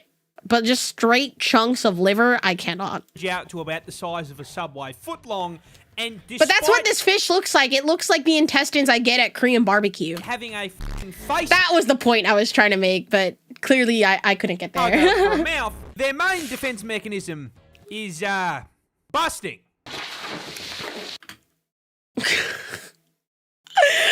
Why does this man keep showing up? See, Can you handle balut? I actually can't eat as balut. you can probably tell by looking at it, I can eat durian though. I like durian. These bad boys are slimy. Really slimy. And when threatened, they use it as a f***ing weapon. Oh my god! Whenever something Did you tries just to come eat all them, over the place? They kick the slime production into overdrive, secreting a protein that instantly converts the surrounding ocean water into thick, sticky sludge I'm innocent. I had nothing to do with this fish. in half a second. And I mean, you know, Dude, that looks like what comes out of my coochie. load like that in half a second. That looks like my coochie after watching Heated Rivalry for the 5th time. Incredibly impressive. Nothing to be embarrassed about at all. This slime then seeps into and clogs the gills of their predators, suffocating them to death. Then having Rip. literally slimed their ops, they whip out an Uno reverse card Oh. and fucking eat them. Yum! This fish will the Kraken is a real animal. Trust. You want to see a real Kraken? I can confirm this information. You want to see a real Kraken, guys, live on stream?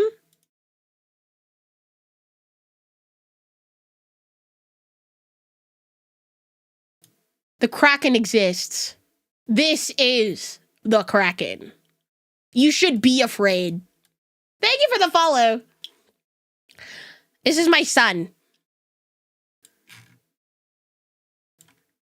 This is my son. His name's Ikamaru.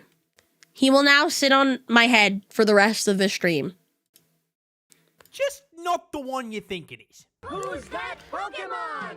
You see, when people hear tales of the Kraken, they assume that a bunch of sailors in the oldie times got absolutely shit-faced and ran into a giant squid. And to be fair, that's not a terrible assumption. Giant squid are f***ing kaiju-sized, coming I do like squid. Squid is very, very, very yummy. in at 12 meters in length and 900 kilos in I wouldn't eat my own little Kraken, though. weight. So the assumption that they saw that shit and rightly assumed sea monster isn't too far-fetched. However, there is a rather large hole in that giant squid theory. They don't live anywhere near the surface. They live down. Way down. Yeah. Owning real estate at a depth of 1,000 meters below sea. The squids that live down in the deep, deep sea are always very interesting looking. Calamari is squid? Yes, it is Sea squid. level in the Twilight Zone. So if these sailors didn't see Squidward's roided out brother, how the f*** do you explain the books of corroborating tales of long, tentacle-like appendages sticking out of the sea? Well, the answer My bad. is whales. But where is the tentacle on a whale? Well, you Is the tentacle its... see, during breeding season, blue whales reproduce by conducting a locomotive on female whales. And in order to keep this train running on the tracks, male whales must wait their turn. And Get in line behind me! while waiting in the lobby, in order to stay prepared, the males tend to raise their gentleman's sausage out of the water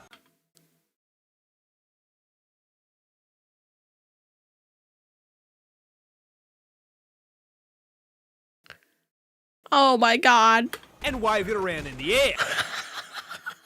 Somebody call the police. Somebody call the police.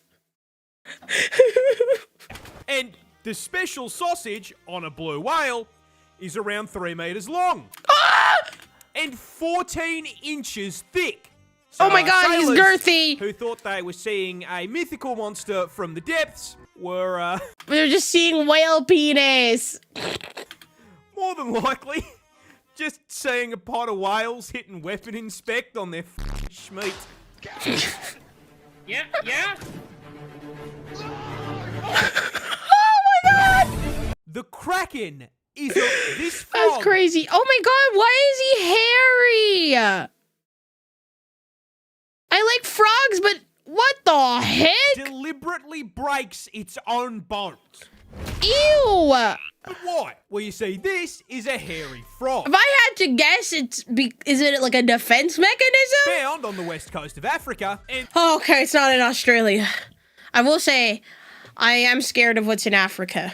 The wildlife there are also quite scary. the reason Dude, I was watching this girl, she like, on TikTok, she quit her finance job to like, live in Zimbabwe. And she was like showing her like night routine about how she has to check her bed every night before she goes to sleep for spiders, scorpions, and snakes. Because apparently she found like a snake once in her bed. And like, I can't live like that. I'm sorry. it hits a brutality on itself, ironically enough, is self-defense. Bye, You Slowpoke. see, these guys are small, coming in at an incredibly respectable 3 to 5 inches. Okay. And tipping the scales at only 150 grams. Wow. Which is a problem, because they also inhabit the ecological equivalent of a fucking FromSoft game. Okay. Africa is one of the only places in the world that gives Australia a run for its money. With Yes. Mr. Frog here having to avoid birds, snakes, and rats on his walk to work. Now, in order to avoid this scenario, most frogs either run a high-level stealth build or dress up like a fucking highlighter and cover themselves in everyone's favourite liquid. But the Yeah, hairy frog neurotoxins, let's go! has read one too Africa makes Australia look like Sesame Street. many X-Men Don't comics. tell me that. Because this thing actually has another name. The Oh? fucking Wolverine frog. Because these little guys have claws, but not traditional claws like a cat's, which are made of keratin and freely extend and retract without an issue. No, Oh instead, my god, yeah, the lion's making biscuits. Everybody say thank you to the lion. the finger bones on a hairy frog's hind legs are held in place by a small bone at the tip of their fingers. And when threatened, they snap the longer bone off the tip and through their f***ing skin. And then Oh my god, I'm sorry. When you said that, I felt my body like retract and kind of go like,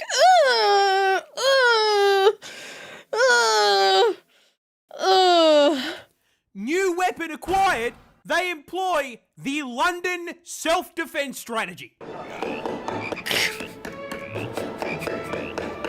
This frog Oh yeah, I have reacted to the Toad video already.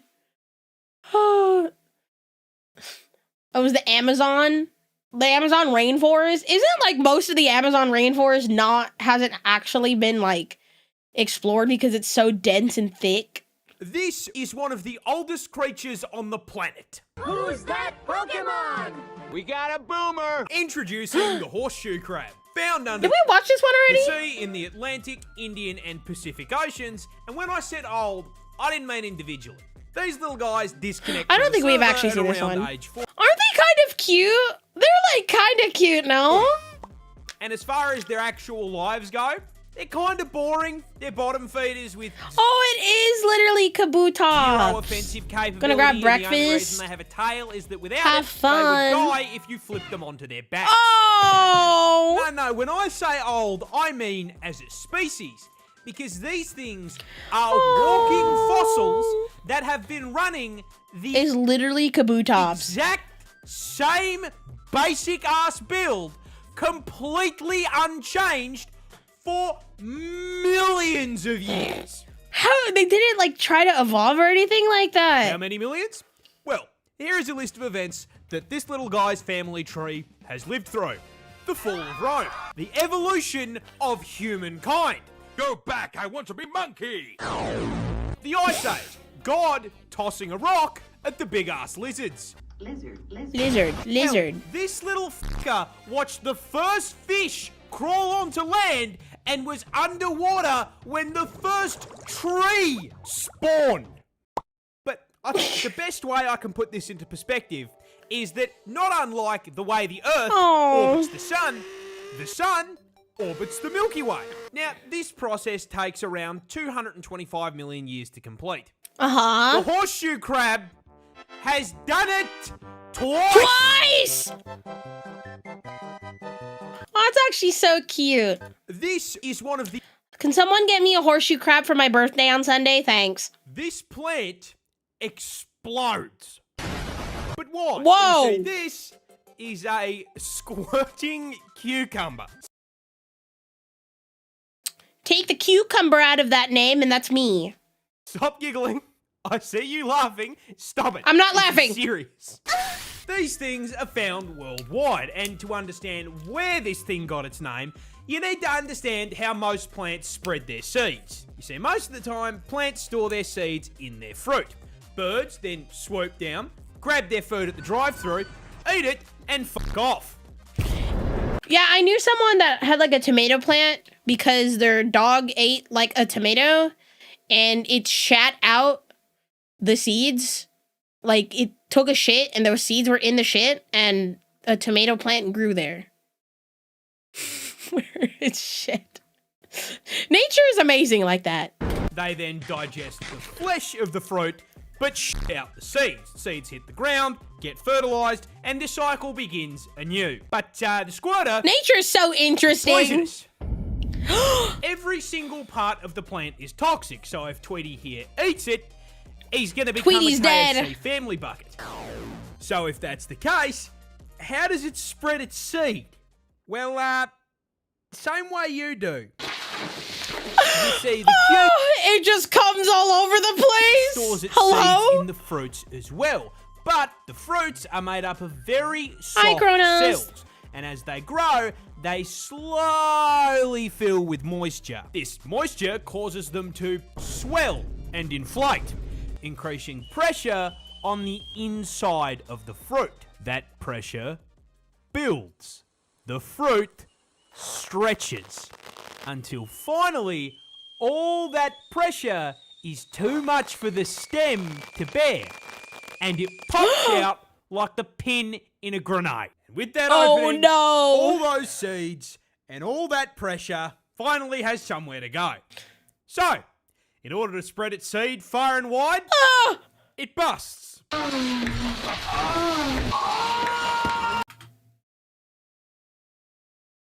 I feel like I'm watching corn. This felt very, very inappropriate. This felt very graphic. Spiders are scary, but hey, at least they can't get you in the water, right? Right? Ah! Yeah, that nightmare is a fishing spider. Native Please don't say native to Australia. Please don't say native to Australia. I'm begging to you. land down under because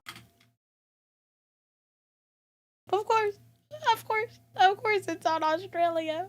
What isn't in Australia? of course it fucking is. You may be wondering why the fuck this thing is pulling a Jesus. Well, you see, fishing spiders Why is it so long? have no Why legs, is it so long? which means they can't just wait for a fly to clothesline itself when they're hungry. No, when they want to feed, they gotta hop in the ute, drive down to the waterfront, and get ready to do some serious fishing. Last Whoa! I checked, spiders can't just go down to BCF and buy a fishing rod. No, these You know, I've actually always wanted to go IRL fishing. I need somebody to teach me how to fish. little guys need to get Oh, goodbye, hands-on, Primus. or, should I say feet? Because they start their hunt by resting their forelegs on the water's surface. These legs are covered in incredibly sensitive hairs, which detect tiny little ripples and vibrations from the water, basically giving them their prey's fucking IP address. Not only finding their location, but also doxing what fucking species it is. Uncooked fish fins are located. All that's left to do is, you know, go out and grab him. But, how? Can it go underwater or it can only Well, float? no, he's not wearing 4 pairs of frostwalker boots. Those long legs are also coated in hydrophobic hair. This allows them to put their weight on the water without breaking the surface tension. This means that when they see their prey, they can simply Jesus towards it at Mach 5. I would and cry. fucking grab it, biting it with venomous fangs that inject, you guessed it, Say the line, Bart. neurotoxin. No! Paralyzed, they drag it back to the shore and have a feed. Ah, wait, this one's too small, we gotta throw him back. Be free! Spiders are scary. This is the world's deadliest tree. Oh, you know what? I think when I think about like this, I think about how those like there's like willow trees, and those willow trees have like willow spiders, and they're so pretty. Like the tree itself is pretty, but they're just covered in spiders. Ugh. Not saying it's a deadly tree, but it's a very scary tree. Introducing the manchineal tree, found in the United States of America. Oh my God, this is close to home. Caribbean, and you may be wondering what makes it so deadly. And the answer is that when growing this thing, Have we seen this tree one? I don't think we God have we? used the same design philosophy that Miyazaki uses when he puts a swamp in a FromSoft game. Because even thinking about the fucking thing Good night. will poison you. Leave me alone! Oh Entire no. tree, from root to stem, contains more toxicity than a league lobby, and that starts with the sap. This thick, sticky, white substance is not only found inside the tree, but thinly coats the entire thing, not unlike the sock under your bed. I'm good. This is a problem because it can I don't know. For the longest time I thought cum socks were like fake, but I don't know. I guess they're real. contains 3 separate toxins that will seep into your 3? system That's 3 too many. if you so much as f***ing brush the thing, causing severe itching, swelling, and chemical burns. I think it's just because of allergies. Getting toxic shock from just touching the thing isn't enough for you? Well, you'll be happy to know that eating the fruit on it can just kill you. Yeah, no what big deal. The sap does to your skin, the fruit essentially does to your throat and internal organs. So just a few bites of Satan's apple here will cause you to start choking before you experience the worst stomach pain of your entire life, collapse to the ground, Oh puke your guts no. up, and then start shitting them out. Is this the explosive diarrhea virus? I know it's not, but imagine. But the f***ed up part is even if You know, it's so sad. There's a lot of people I'm seeing on the internet that are like, where can I get the explosive diarrhea virus? I need to lose weight. No, we should not be trying to lose weight via explosive diarrhea. don't eat the fruit or touch the tree, it can still poison you. How? Well, let's say you're walking outside and suddenly it starts pissing down with rain. Thinking quickly, you run for cover under the branches of a tree. A manchineal tree. The rain hits the leaves. Oh no, and then the leaves, the rain has some of the sap, and then the sap falls into you, and you die. Branches of the tree. Mixes with the toxic sap and then falls directly onto your fucking head. Rip. This is the world. I'm scared of trees now. This tree Why are we in tree territory? grows grenades. How do they even evolve into these type of things, guys? This is a sandbox tree, native to South America, and before we even address the frag grenades growing in the branches, we are going to start at the bottom of the tree because I feel it's important that you understand that this tree was designed from the roots up by God himself. God damn it, God. What the fuck? F***ing hurt you. Growing up to a staggering 60 meters in height. The first phase of the f***ing boss fight that is this tree is the giant, inch-long, rock-solid bark combat knife. It looks like, I don't know, there's something about this tree that's freaking me out just by the way it looks. Covering the thing from top to bottom.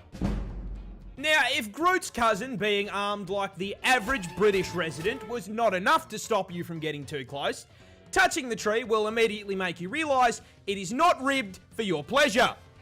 It's What do you mean I can't rub my coochie on this tree? or you're fucking poisoned. Yep, as if the spikes weren't enough, the sap of the sandbox tree is very fucking toxic, causing severe itching and rashes on contact, and if you some fucking how get it into your eye, it will GG. temporarily blind you. GG. That all pales in comparison to what you came here for. The reason, the other name for this thing is the fucking dynamite tree. The fruit. Of fucking course. You see, Of these course. fruits aren't Of meant to be course. eaten. In fact, they're poisonous. Put it in your mouth, you'll cramp up, vomit, and shit yourself. No, they are made to spread the seeds of the sandbox tree in the most American way humanly possible. Explosive. Jesus Christ. The fruits are No! basically seed-filled time bombs. As once mature, they begin to dry out. As they dry, they shrink, and they slowly begin bending against their stems. The tension gets too high, snaps the fibers holding it against the stem, and the whole thing explodes like a fucking frag grenade, sending seeds flying up to 240 Has anybody gotten hurt from any of these trees? kilometers an hour. That is 150 miles an hour is crazy. This turtle breathes through its butt.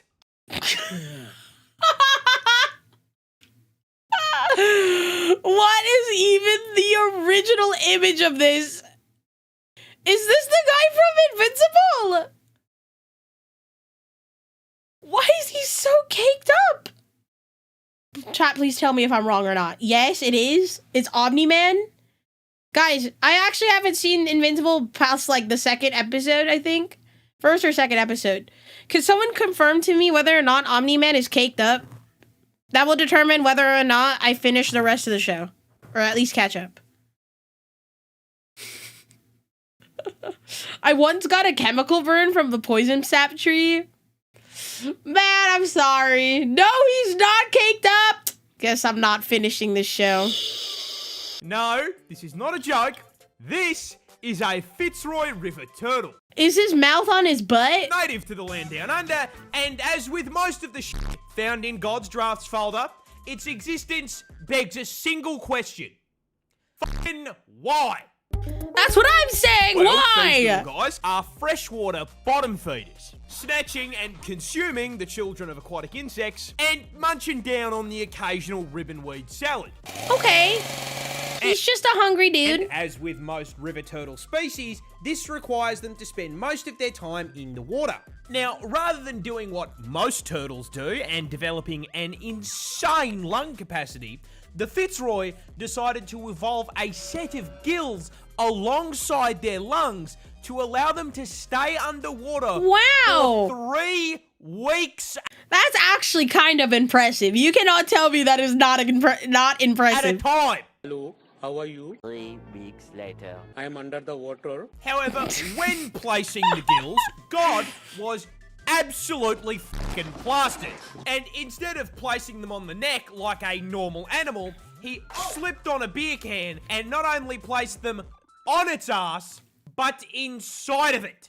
Oh my god, no. So what happens when he needs to poop? And you know what, mate? Can he just not breathe for like the few moments he's pooping? It's even worse.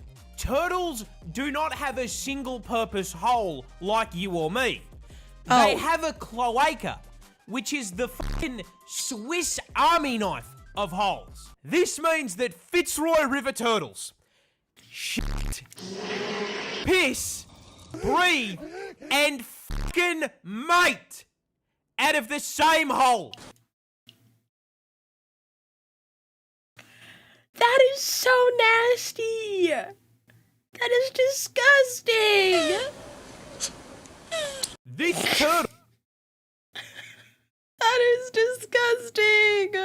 Australia has dancing spiders. Ba-da-da. Allow me to introduce you to the Land Down Under's Wait, I like these guys. They're just here to have a good most time. fabulous arachnid, the peacock spider. Now, this Wow. 8-legged pride flag is not remotely dangerous to humans. got full venom. Is someone barbecuing? I'm sorry. I smell... I'm smelling food. Is my neighbor doing something? Why do I smell food? Hello? Tiny fangs, and as far as size goes, they're the spider equivalent of They're actually kind of cute. a gnome. What makes these little guys interesting is their love lives. You see, not unlike normal peacocks, it's only the males of the species that are running the RGB gamer lights. Why are they built like a Razer laptop? Well, because spiders can't just post up with a dead fly on Tinder and start swiping. No, the boys here have to attract the lady the old-fashioned way. Ooh, they gotta shake their booties. Ass. Yeah! You see, in order to find the mate, peacock spiders head out to the club and find a lady across the dance floor. They then lock eyes with her, and as the song changes, they raise that coloured dump truck to the sky. Whoa, Start look at him playing go! Dance, Look at him and shake that Revolution, ass! Now, as he dances, the female spider watches very closely. Not only paying attention to the movements of the dance, but also the fucking vibrations. And if our I don't know, this would be kind of attractive to me, I'm not gonna lie. protagonist here can nail Osu Valentine's Edition just right, the female spider will slowly approach, lean in for a kiss. Oh. And yeah, that sounds about right. but here's the thing. If he fucks up the dance, he fails the charisma check. Oh And no. if he fucks the When charisma she's not impressed? check, he's no longer boyfriend material. He's a fucking Happy Meal. No! So he's risking his life. Either he becomes a father or he dies. Australia. Oh god. That's kind of scary. The Osu violent. The Osu Valentine's Edition is the hardest one in Osu. Literally all or nothing. Oh, my life depends on whether I can shake ass or not. Either way, the male finishes. Same thing goes for many spider species around. Males are always risking their lives to mate. Oh dear God. That's enough MoreParz for today, gamers. We're back with more MandJTV React. MandJTV released a new video. Which Pokemon generation is the most important? I grew up during the Gen 4 era. I remember being so infatuated with like all those really cool like Pokemon Diamond and Pearl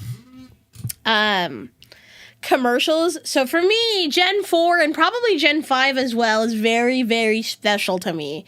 But I don't know, I feel like this question's very subjective. Which Pokemon generations do you guys think is most important? Because for me, it's Gen 4 and 5, because that's what I grew up with. Anyways, we're gonna watch which Pokemon generation is the most important by MandJTV. Also, thank you for the follow. Appreciate it. Which Pokemon generation had the biggest impact on the franchise? Are we gonna be going off of the games? I don't know. I think Gen 5 had just such good games. It's Gen 1, obviously. Without that, we have Is no it that others. obvious? But after Gen 1, which mattered most? I ranked them least to most impactful. The Okay. lowest on this list is, maybe unsurprisingly, Gen 9. But I've not placed it here simply because there have yet to Is it because it's the most recent? be any generation. Also, I'm gonna make myself a little smaller on the screen. Yeah, Gen 1 started it all, so I guess people can argue that, right? Generations after. It's simply because the mechanical changes are generally minor. And now's a good time to mention that for this ranking, I am focusing on those exclusively. Upgrades, new mechanics, battle adjustments, quality of life improvements, etc. A discussion of which generation has I loved whenever TMs weren't the breakable. most iconic or the best roster of Pokemon. not only gets far too subjective, but it also has way less to do with impact on the subsequent games. But back to Gen 9's mechanical changes, first is crafting TMs. I'll talk about this more during a discussion of another generation. Next is terrestrialization. But this doesn't count. This is a region/generation specific feature.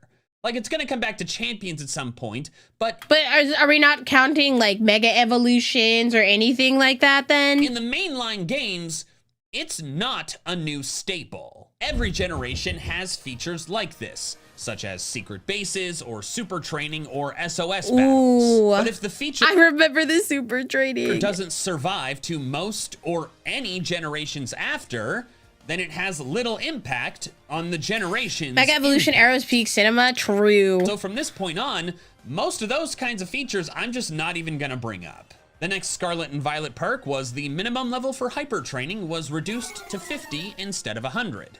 Very nice for building competitive Pokemon, but not really a big deal in playthroughs. Convergent evolution Pokemon were added, but to be honest, they don't really feel that important since they're just regional variants in a different font. Auto battles were introduced, but I don't really find them a big deal, and I see little indication that it's just more for XP grinding or like item grinding, right? they will return. Then finally, and most importantly, Scarlet and Violet are the first completely open world Pokemon game. That was fun. I liked being able to explore everything, but it was also like super overwhelming at the same time. Open world games could be the new standard for mainline Pokemon games. Legend ZA came after, and it is an open world game, albeit one with a very small map. And our short glimpses of winds and waves certainly make it seem quite open. Holy moly, I'm so excited for Winds and Waves, guys. I'm so excited. I'm so excited. But while Scarlet and Violet are the first completely open world games, we'd had glimpses of that before. Sword and Shield had 3 smaller open world areas, and Legends Arceus is a collection of smaller open worlds. Additionally, Winds and Waves may not end up being totally open world. It's clearly a series of islands, but there could be an island by island progression system with smaller open worlds. I wouldn't be that mad if that was the case, if I'm being honest. Essentially blending the Alola games with Legends Arceus. We don't know. Gen 9's completely open worlds could end up being flashes in the pan. So maybe Gen 9 could move up this list once Gen 10 comes out, but then the new bottom spot would probably be Gen 10. It's simply that the most recent generation is gonna struggle to score high on a list, ranking things by their impact on what came later. And by definition, the most recent thing has nothing that has come after. Next up is Gen Yeah, as Winds and Waves are gonna be Switch 2 only. So if you want to play the game, you will have to get a Switch 2. Yeah, I know some people are super anti-Switch 2, but it's one of those things where it's like, if you want to continue playing like the newer games, it's not even just going to be Pokemon. Other game franchises are starting to make Switch 2 only games. So yeah, I mean, I've been seeing some places have their Switch 2 on sale, so you just kind of have to take a look. I got really lucky. Or no, I didn't get really lucky. My sister got really lucky, and my friend who works at Target was able to use their employee discount to give her Nintendo Switch 2, so she got it for like a fairly cheap price. Fairly cheap. 5. I know that many things about Gen 5 are, deservedly, quite popular. The animated sprites, the story, the sequels. I love Gen 5. Gen 5 had such good games. Such good games. But those are Gen 5 specific things that don't apply elsewhere. Other than Legend ZA, which is an XY sequel, so that's worth mentioning, but it's the only sequel outside of Gen 5. The mechanical introductions of Gen 5 are notable, but there's only 2, and one of them has only sort of survived. Okay, I guess I should mention that HMs no longer cared about what badge you had. Like, as soon as you know the move, you can use it outside of battle.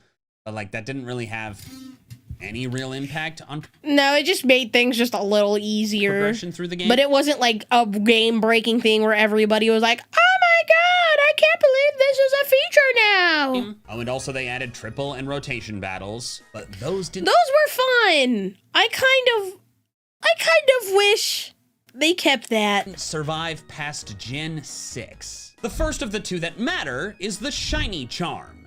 Introduced in Black 2 and White 2, if you completed the National Pokedex, which is an insane amount of work, the Shiny you received Charm. the Shiny Charm key item, effectively tripling your chances to find a shiny.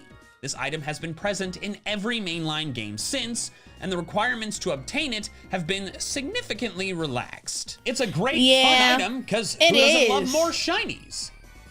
I want all the shinies. It's super late game, and most players are just never gonna put in the effort to obtain it. I don't really know if the audience of this video is an accurate representation of the general Pokemon player base. You guys are probably on the higher end of fandom, like me, but I assure you, raise his hand. I am not a new Pokemon fan. there is a large swath of players who will play every new game that comes out and have never once gotten the Shiny Charm. Yeah, I think my first Shiny Charm was actually Gen 8. I think I got the Shiny Charm in Gen 6. I'm pretty sure I got it in Gen 6, but yeah, definitely when I was younger, like for my Gen 4, Gen 5 games, I definitely did not get the Shiny Charm. Mechanics, additions, and changes that I'll discuss in this video are things that impact every single playthrough right from the start. The other Gen 5 change is more important, but its longevity is up for debate. TMs stopped breaking.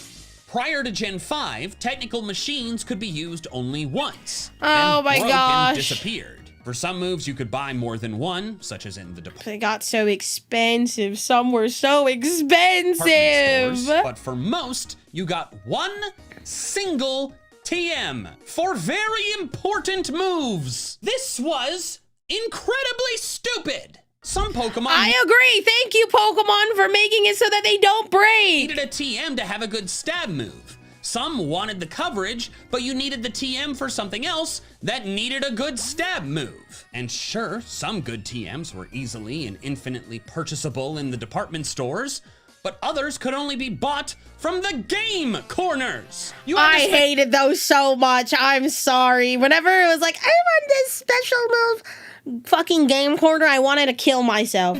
In Minecraft. Countless hours gambling just for Ice Beam. One time! I like gambling, but these took way too long. What this led to was players, myself definitely included, just never using TMs. What if something better and more perfect comes along later, but you've already broken your one CD? Gen 5 finally fixed this, allowing you to teach your Pokemon the best moves without worry. Thank God. It's really nice to be able to teach your Pokemon middle of the pack moves in the middle of a playthrough, with no worries about just deleting them later. I absolutely love this change, but it didn't end up being permanent. Exactly. Its spirit remains, but its body has been mostly killed off. Gens 6 and 7 had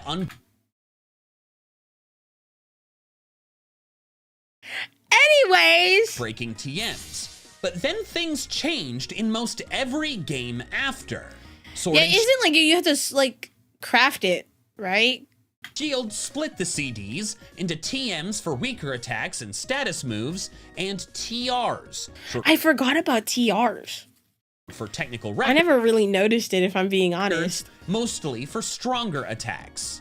TMs don't break, but TRs do. Yeah. However, you can obtain more TRs from raids and and like that wasn't too bad. Watt traders in the wild area. BDSP made everything a TM again, but now they... Oh, BDSP. The game you are. Not in the good way. Yeah, I hated the crafting mechanic in the Scarlet and Violet for TMs. It was pretty bad.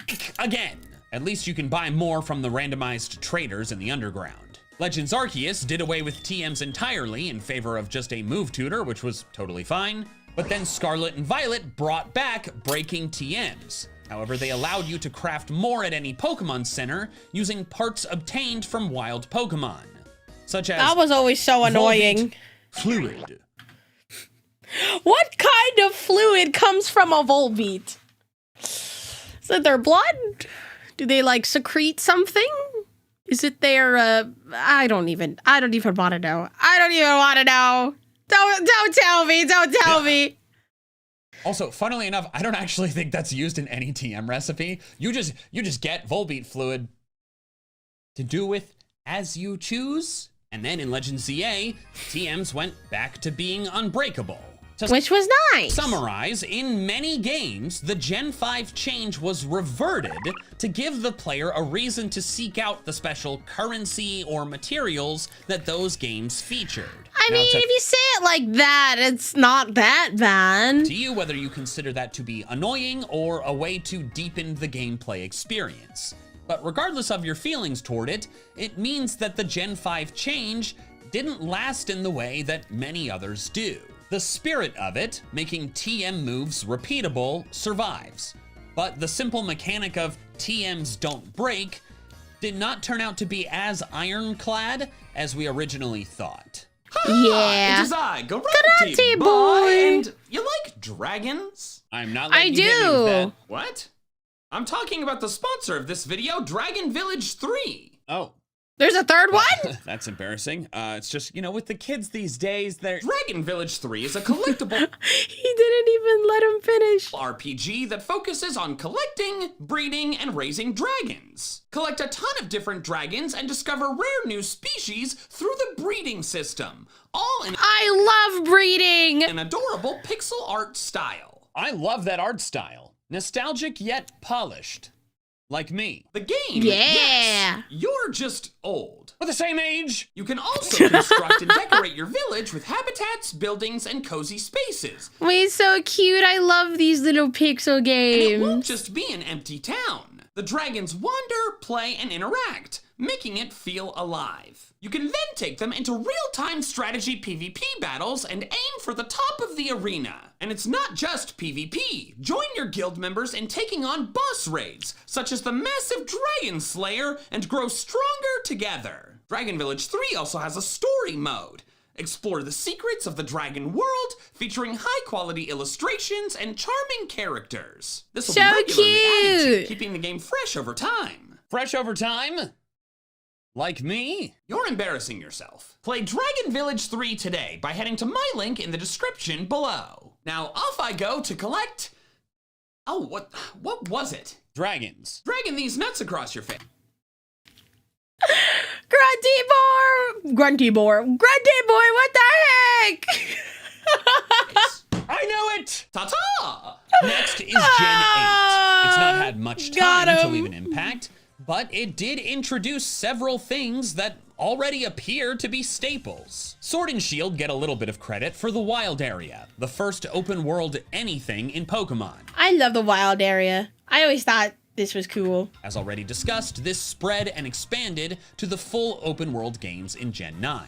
The wild area also featured raids, 4 trainers teaming up against one big boss battle. Oh my These were god, I remember there was like the Mewtwo event going on at the time, and I was hecka grinding that event. first introduced, I fully expected them to be a Galar-only feature due to how central Dynamax, a Galar-only mechanic, was to how the raids worked. And while no raids came in BDSP or Legends Arceus, Terra raids are a major piece of Scarlet and Violet. It remains to be seen what happens in Winds and Waves, but I think there's a significant chance that in the non-remake, non-Legends games, raids become a recurring feature. Next, Sword and Shield plus Legends Arceus also introduced the concept of regional evolutions. And those are Previous so games had plenty of new cool. evolutions Surfetched, my beloved. for previous gen Pokemon, but Gen 8 was the first time that just the regional form of a Pokemon could evolve.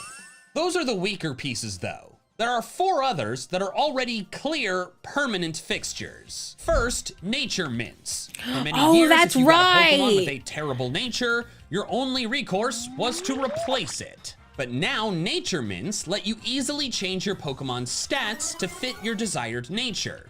And they've already appeared in every game from Sword and Shield onward, becoming easier and easier to obtain with each one. Next is the removal of the national dex. Starting with Sword and Shield, you can no longer transfer any and all Pokemon into the game. just the ones that have been coded in. This was a massive controversy when announced, and many people hate this. But you cannot deny that it's the new standard. It no is. Pokemon game since has allowed you to transfer all of the previous Pokemon into it. I mean, how could they? There's 1,028 now, It's with too many much. more on the way. Also, you could argue Yeah, I didn't care that much. I remember the internet wanted to explode Game Freak for that, but I didn't particularly care. that this began with Let's Go Pikachu and Eevee, not Sword and Shield, since Let's Go only allowed the original 151 into the game. But I do think Sword and Shield gets the... Makes me wonder how many Pokemon are going to be in Gen 10. They better be putting a lot of Pokemon if they're taking all this time. All this time. credit for this. 5 years in between gens. They better be like at least 200 plus. Let's Go Leaks at 300 new Pokemon? New?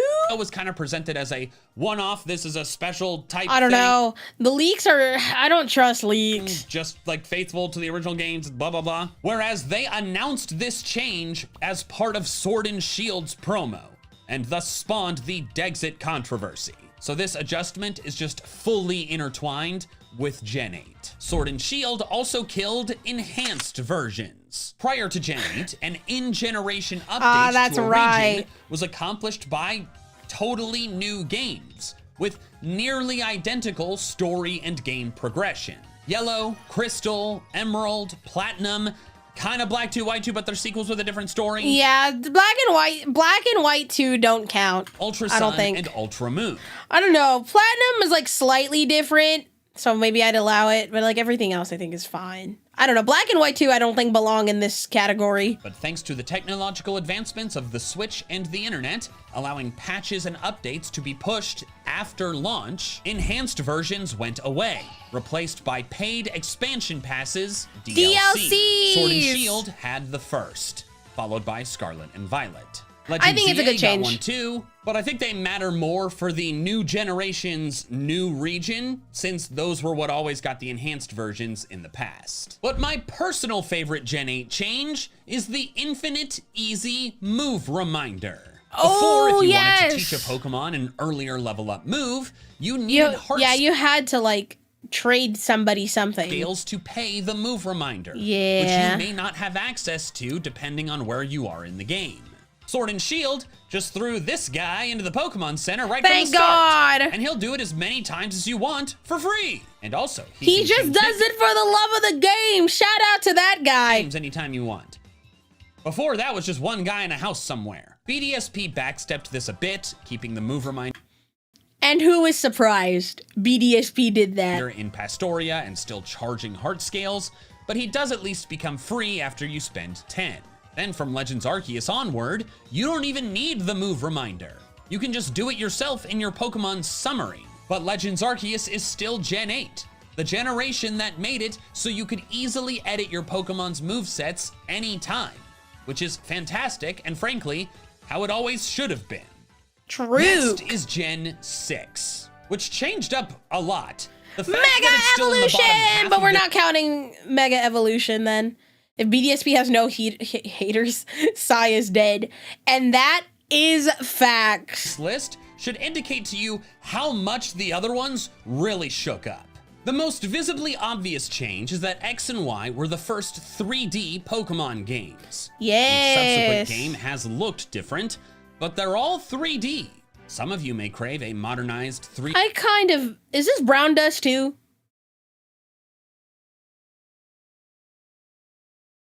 I don't know. This looks like Brown Dust 2. Please, chat, tell me if this is Brown Dust 2 in a MandJTV video. That's crazy. pixel art hybrid aesthetic. I do kind of miss the... Oh, it's Octopath? Okay. Thank God. That'd be kind of funny if Brown Dust 2 is in here. I do kind of miss the pixel games. Like Octopath I kind of wish they kept BDSP like a pixel game. Traveler, but I'll tell you right now, that's never happening in an official Pokemon game. They gotta Crying. keep the kids interested. You know, the people who have never played a 2D Pokemon game. I was talking to a college student who started with X and Y. That's crazy. Yeah. That is kind of Feel wild. old They yet? had How do you they had no idea. They had no idea how awesome it was to play with the pixels. think I feel? X and Y were also the first games to introduce character customization. And that was awesome. I loved it. I thought, am I the only one who thinks the character customization in like Scarlet and Violet was really bad? Becoming standard in all games after, except weirdly Omega Ruby Alpha Sapphire. Additionally, they boosted the shiny True. rates, allowing more people to enjoy the thrill of finding one. Through Poke and Me, they introduced affection, a mechanic similar to friendship, but with They had to make Sylveon evolve somehow. impacts on playthrough battles, like toughing it out so you wouldn't feel sad. However, this ended up merging with friendship starting in Let's Go. So it had somewhat of an impact, but not a massive one. Terrains were introduced as a new battle mechanic. They rarely appear in playthrough battles, but they often end up quite important in competitive play. And of course, Thank you Mega for the follow, Evolution. appreciate I it. glossed over the other gimmicks, Dynamax and Terastallization, because they're region-specific features. But Oh, Mega but Mega Evolution carried over. Okay, that makes sense. Evolution warrants mentioning for two reasons. First, it was the first regional gimmick, and thus gets Yeah, credit Scarby for customization starting was the pretty trend. bad. And second, it's made it a lot farther than the others. It's the only Yes. regional gimmick Yeah, it's a standard now in VGC in 2026. so far to appear outside both its original region and generation. Hoenn in Gen 6, Alola in Gen 7, Kanto in Gen 7, and Kalos in Gen 9. That's 4 of the 8 possible regions, or 4 of the 7 if you count Sinnoh and Hisui as one, and 3 of the possible 4 generations. Meanwhile, Z-Moves, Dynamax, and Terastallization have 1 region and 1 gen each. It's clearly not a staple. It'd have to appear in basically every subsequent game to count as that, but it absolutely warrants mentioning as part of a larger list, and it's definitely the most impactful regional gimmick. However, it's not the most impactful piece of Gen 6. That crown goes to the Fairy type. Yes, Alongside some other new changes to the type. chart.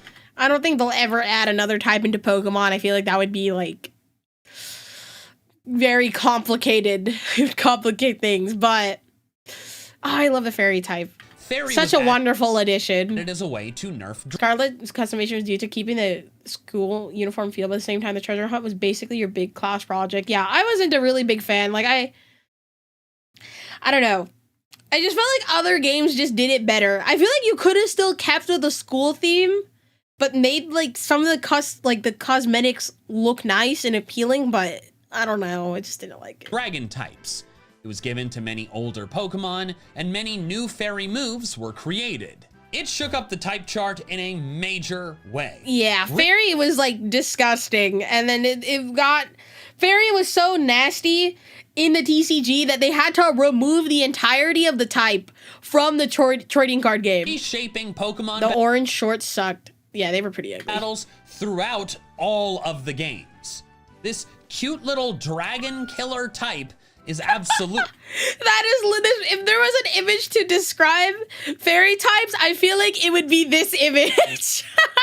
Gen 6's largest impact. Next is Gen 4. Yes! Gen 4 introduced some absolutely massive changes. I love Gen 4. There just weren't that many. But first I want to start with 2 smaller ones. First, the bag no longer gets full. That change is often overlooked and very nice. Every time my bag fills up in Gen 3, I get personally offended. Second Me too. is the Masuda method for boosting Just delete all of the berries. shiny odds while breeding. Notable, but the Damper vast is now majority free. of players Hello. have never used it. But now for the 2 big ones. First, the Wi-Fi connection. Today, internet Yippee. connectivity for battling and trading is a given, but that didn't exist until Diamond and Pearl, the first Pokemon games that let you trade or battle with someone that wasn't in the same room. At least if your router had the right security settings. Mine didn't, and I was 12, so I wasn't allowed to change that. So I missed out on a lot of the Wi-Fi fun of Gen 4. Oh, But I'm most sorry. I important- never used any of it because none of my friends played Pokemon when I was young. Crying. Even my family members who played Pokemon did not want to play with me. Importantly, in my opinion, was the physical special split. prior to Gen 4, whether a Oh move yes, used to this is when the split happened. Very, very, very significant. attacker's physical or special attack depended on the type of the move. All water moves were special, and all rock moves were physical, etc. Gen 4 changed that. From Diamond and Pearl onwards, moves are denoted physical, special, or status individually. So Thunder Punch can be physical, while Thunderbolt remains special. This totally overhauled every battle in the game. Formerly special type Pokemon with high attack, like Kingler, could finally use strong stab moves. Same for the inverse. And while there were some downsides, like Leaf Blade no longer making sense on Sceptile, this was overall a positive change that deepened the battle system and allowed more Pokemon to be used more flexibly. And then... Such a good change. And that's it for Gen 4. Really just the two big ones. But it was so impactful. So, gotta give it its props, you know? Super big ones, so that's why it's up here. We've reached the podium. And if you've enjoyed this video so far, you'll enjoy my other ones too. So consider subscribing. I love your videos, Mikey. If you haven't already, I would love Please play Pokemon with me. to pass 3 million subscribers. But now for our third place finisher. One that you might be surprised is so high. But I assure you, it was a sneaky big deal. Generation 7. Now, unlike... I'm sorry, Gen 7, I'm not a big fan. It's like, okay, I don't hate Gen 7. There were some people in the comments getting mad. They're like, I can't believe you hate Gen 7. I'm like, it's not that I hate it. It's just one of my least favorites. I don't know. Maybe it was not impactful to me as like other gens, I guess. Like Gen 6 with the fairy type or Gen 4 with the physical special split, Gen 7 did not introduce any lasting changes to the battle system. Nope. But Pokemon is more than just battling. Sun and Moon introduced the first regional variants. Ah, regional variants. Pokemon Yes. that adapted to different regions with different environments. Initially, to me, I thought these were going to be a low-loss version of Mega Evolution. But while Mega Evolution has come and go, regional variants have proven to be a staple. Every new region since Alola, Hisui is technically Sinnoh, but it's got a different name, so I'm counting it, has added I hated the Festival Plaza in Gen 7. I too did not like the Festival Plaza. regional variants. While I do like the unicorn. The the Galarian Rapidash, so cute. Less likely to appear in the faithful remakes, since they weren't there in the originals, and they might appear in Legends, might not. We should expect them in every totally new region. If we I feel like they have so much opportunity for regional variants for Winds and Waves. I hope they make some really great ones. If we don't get regional variants in Winds and Waves, I will genuinely be stunned. Yeah, I would be stunned too. Cause like, what the heck? They have to. Next, Gen 7 upheaved a precedent that I think we take for granted now. It was the first generation to add new species of Pokemon after the generation's initial games. Yes. Previous generations had introduced new forms mid-generation, like Deoxys or Giratina or Kyurem, but just forms. They're Even not the initially unobtainable variants. species, Mythicals mainly. I can't wait for the Too Much Water Part 2 and IGN's review of it. I'm sorry, there's too much water in the Pokemon Waves game. Could be found in the code of the games. In other words, every new species was set at the moment of the generation's launch. But then, Ultra Sun and Ultra Moon added 5 completely new species in the middle I do of like a generation. Blacephalon and Quaple and Daganadel. Such cool Pokemon. Let's Go tacked on 2 more. It had never... Can I be honest? I kind of forgot about Melmetal. I forgot about Melmetal. I'm sorry. Been done before, and now it happens all the time. Sword and Shield's DLC, Legends Arceus, and Scarlet and Violet's DLC all added brand new species of Pokemon after the initial launch of the generation's initial game. It certainly helps keep things interesting as a generation goes on. Sun and Moon also made it so that during the battle, you could see the stat changes and other battle effects that had happened. a very nice quality of Very life improvement. nice. So you don't have to keep memorizing. Before, it was just so easy to forget those things because there was no visible indication that your attack had gone down or your defense had gone up.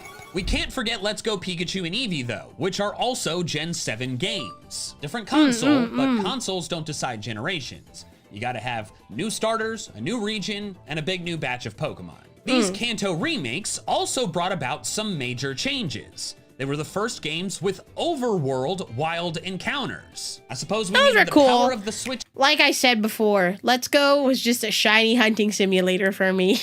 to make it happen, but now that we're only on the Switch, it's the standard. Every single game afterward has included overworld encounters, either partially or exclusively.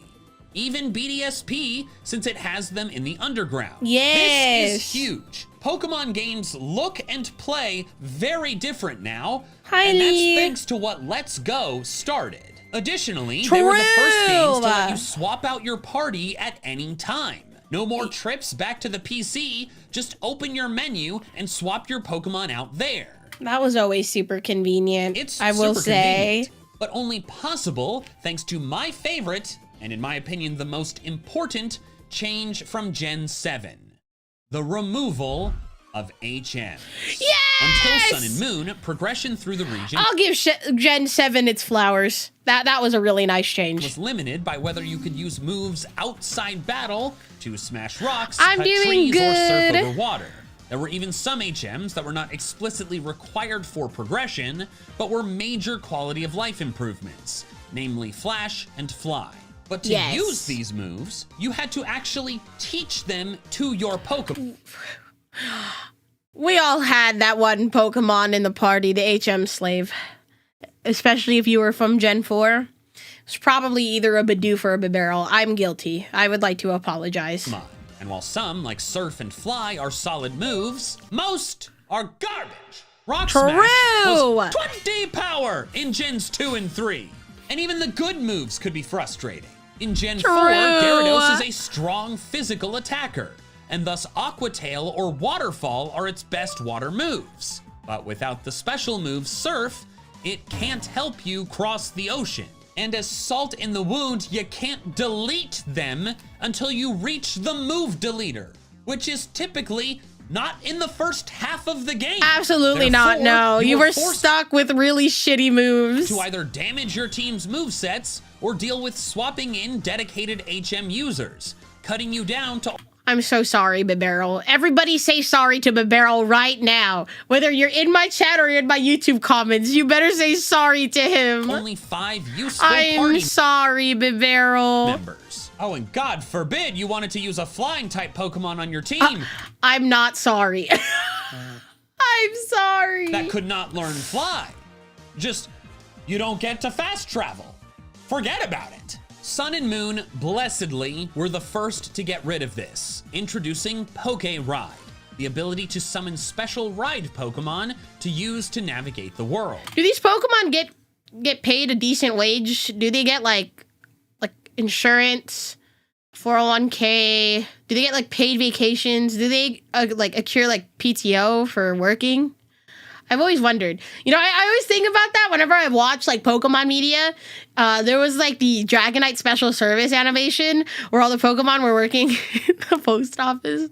And I was like, I wonder if they're getting paid fair wages and compensated fairly for their work.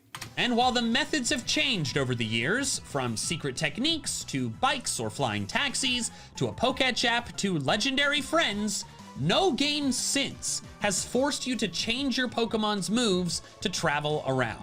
HMs are well and truly dead. And I dance on their graves. Me too, brother, me too! Gen 7 started this better era, and it's one I'm very grateful to be in. I put Gen 7 over Gen 4 and 6 because whenever I go back to play older games, I'll notice the lack of a fairy type or the lack of a physical special split, but their absence never makes me angry. Yeah, Whereas, that's fair. That's fair. I may not like Gen 7 as like I'm not a huge fan of like Alola as a whole. Not because it sucks or anything. I guess I'm not as attached to the games or like the Pokemon as I am with other Pokemon games. But Gen 7 did definitely change the game for Pokemon moving forward. They did a good job with that. Whenever I have to teach a Pokemon frickin' cut, I'd get very pissed off. Yeah, fuck that. Suck. Fuck that. And the generation that killed them, among doing a lot of other impactful things, deserves its spot this high on the list. I agree. But now, the final 2 generations. They sit at the top of this list for introducing a massive amount of changes. So many that we take them for granted today. But while one of them has a stunningly long list, the others is just very impressively long. Second place is Gen 3. That doesn't surprise me, actually. That doesn't surprise me. They get paid in as much berries as they require. Ruby and Sapphire. Who pays wild domestic animals for doing a job? I don't know. If Mr. Dragonite here is delivering my mail, I would hope he's getting paid. I added 3 major things that still impact battles to this day, especially competitively. First, abilities. Pokemon just didn't have them before Hoenn. But from that point on, Intimidate could cut the enemy attack, Levitate could I pay my local spiders for keeping the bugs out of my house. Do you pay them and more bugs? Community, and Truant could keep slacking from ever being practical. And while many of the best abilities came later, they couldn't exist without Gen 3 introducing them. And yes, there have been some games without abilities, but just these few. And they're not going anywhere.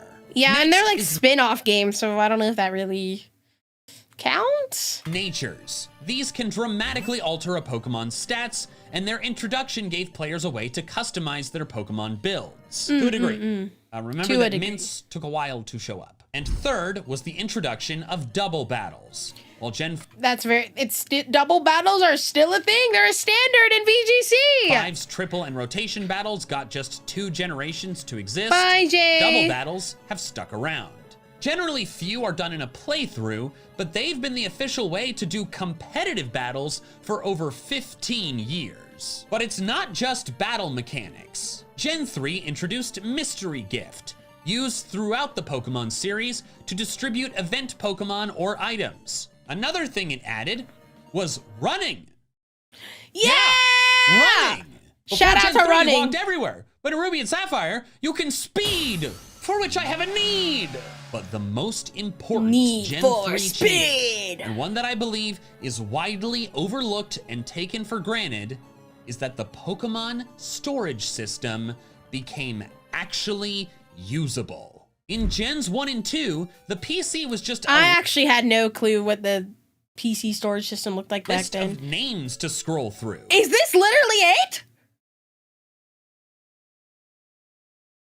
Oh my god, that's horrible. Difficult and confusing to navigate. There was also only the option to deposit and withdraw, no move, making the whole process take much, much longer. That's so bad! Especially because every time oh my god, I would get so confused! you wanted to change boxes, you Thank had to you, save appreciate the it, game. Magikarp. Boxes were also smaller, only holding 20 Pokemon each in US versions, and this mattered a lot. Whenever you catch a Pokemon and your party is full, that Pokemon just gets tossed into the last box you had open.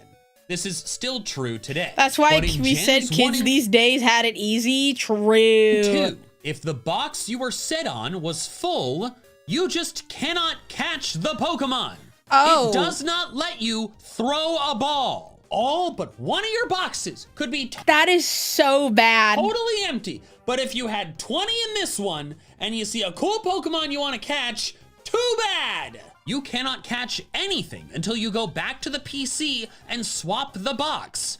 Of course, that's fucking horrible. Oh, Jesus Christ. Being forced to save the game when you do. Imagine battling a legendary and you forgot to save before. Or you're in Gen 2 and you find a random shiny, which you could not have possibly saved before. And then you just can't catch those very important Pokemon because you happened to have a full box I would crash out. Personally, I would be crashing out. left open. There's so much more room in there, and it just won't use it. I have played Gen 1 and Gen 2 exactly one time each when they came out on the Virtual Console, and I never go back to play, partially because their remakes are just generally so much better experience, but also because I never want to deal with that stupid freaking PC. But then came Ruby and Sapphire, which just completely fixed this. The interface was made Thank God for the Move Pokemon feature. Thank you, Game Freak. beautiful and intuitive, showing all at once an entire box of instantly recognizable small Pokemon icons specific to the species that you can organize to your liking. And if the box you left it hovering on is full and you catch a Pokemon, then it just puts that Pokemon into the next one. It's such a perfect design that while certain pieces have changed, the core of the Pokemon storage system has remained the same since 2002. Hell yeah. By process of elimination, you know that Gen 2 is the most impactful generation. This may that doesn't surprise me. not surprise you. After all, it came right after Gen 1, so it was a very low bar to raise, mechanically speaking. But what might surprise you is just how many things were added that you may not have even realized. I actually don't know, because I didn't really grow up with Gen 2. I only ever played the Gen 2 remake, so. Came from Gen 2. In fact, there are so many that I'm gonna try to keep my discussion of each quite brief. Breeding was introduced to get more Pokemon that may not appear in the wild, like more starters. Many new I love breeding. Evolutions and pre-evolutions of old Pokemon were created, a trend that occurs in many later games. Shiny Pokemon could appear, creating an entire community of people that seek them.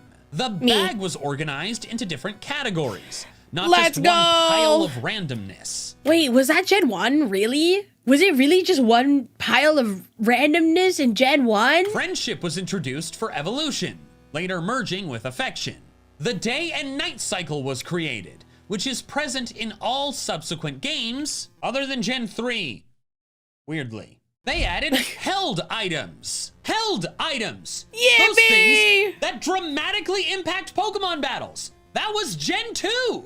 And held items included berries. Berries were overhauled in Gen 3 to give them the names and appearances that we know today, like Pecha or Lepa berries, but Gen 2 started them with 10 different berries, all of which were pretty much just renamed later. Gen 2 also introduced weather.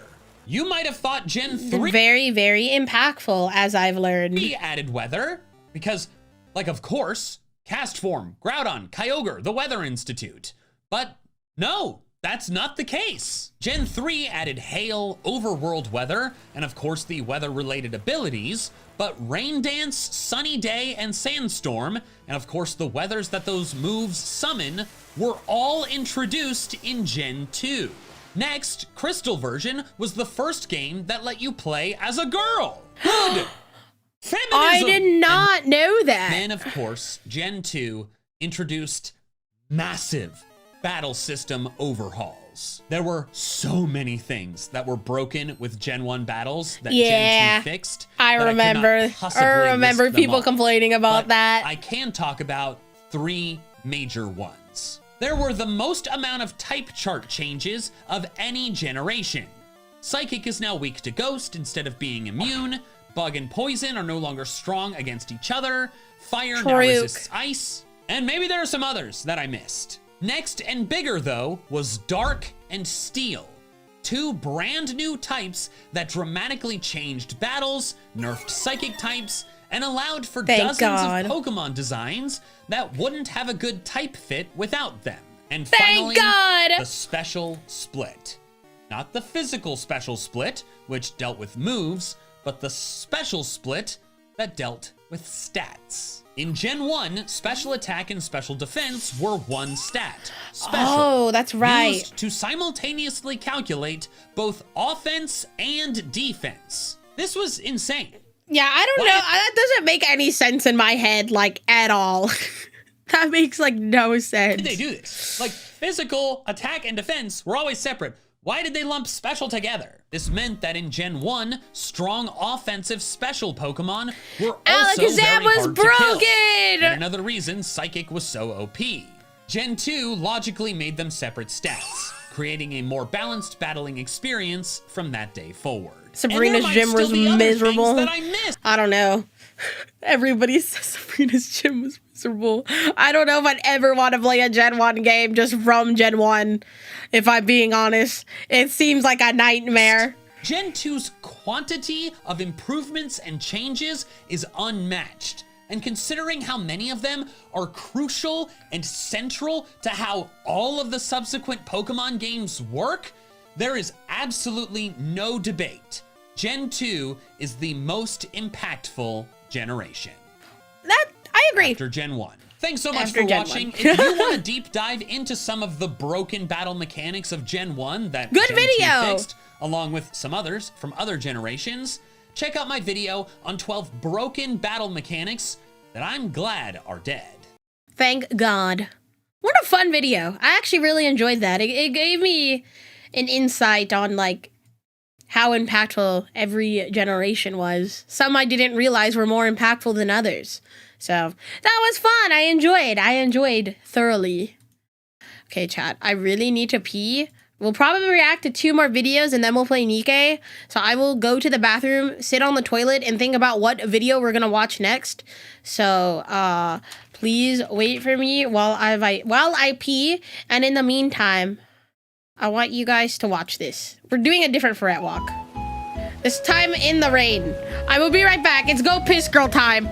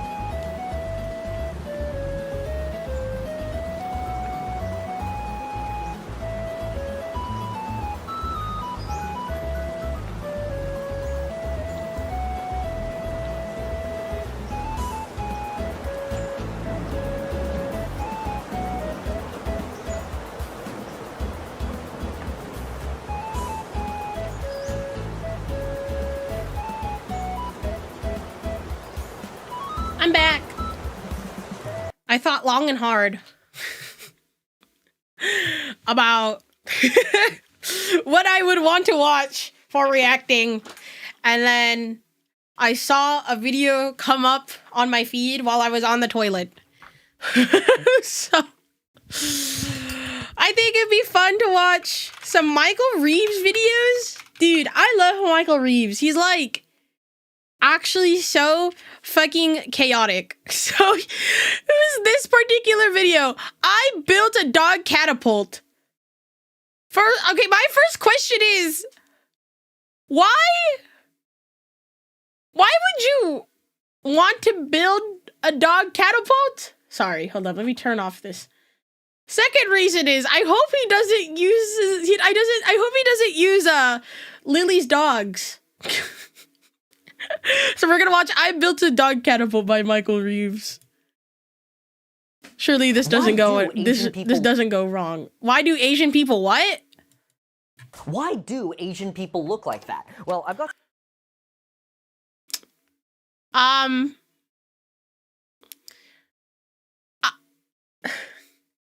don't know, Michael. I would not be able to tell you. some theories. Pomeranians are an interesting breed of dog. They're either like the sweetest dogs ever, or they're like their attitude almost reminds me of Chihuahuas. I haven't met like a chill Pomeranian before where they're just like nice and docile. They're either also my cat is in here. Hi, Marshmallow.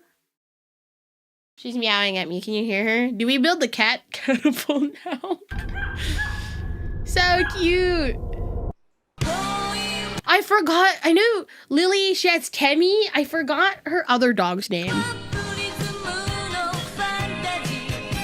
Off the roof?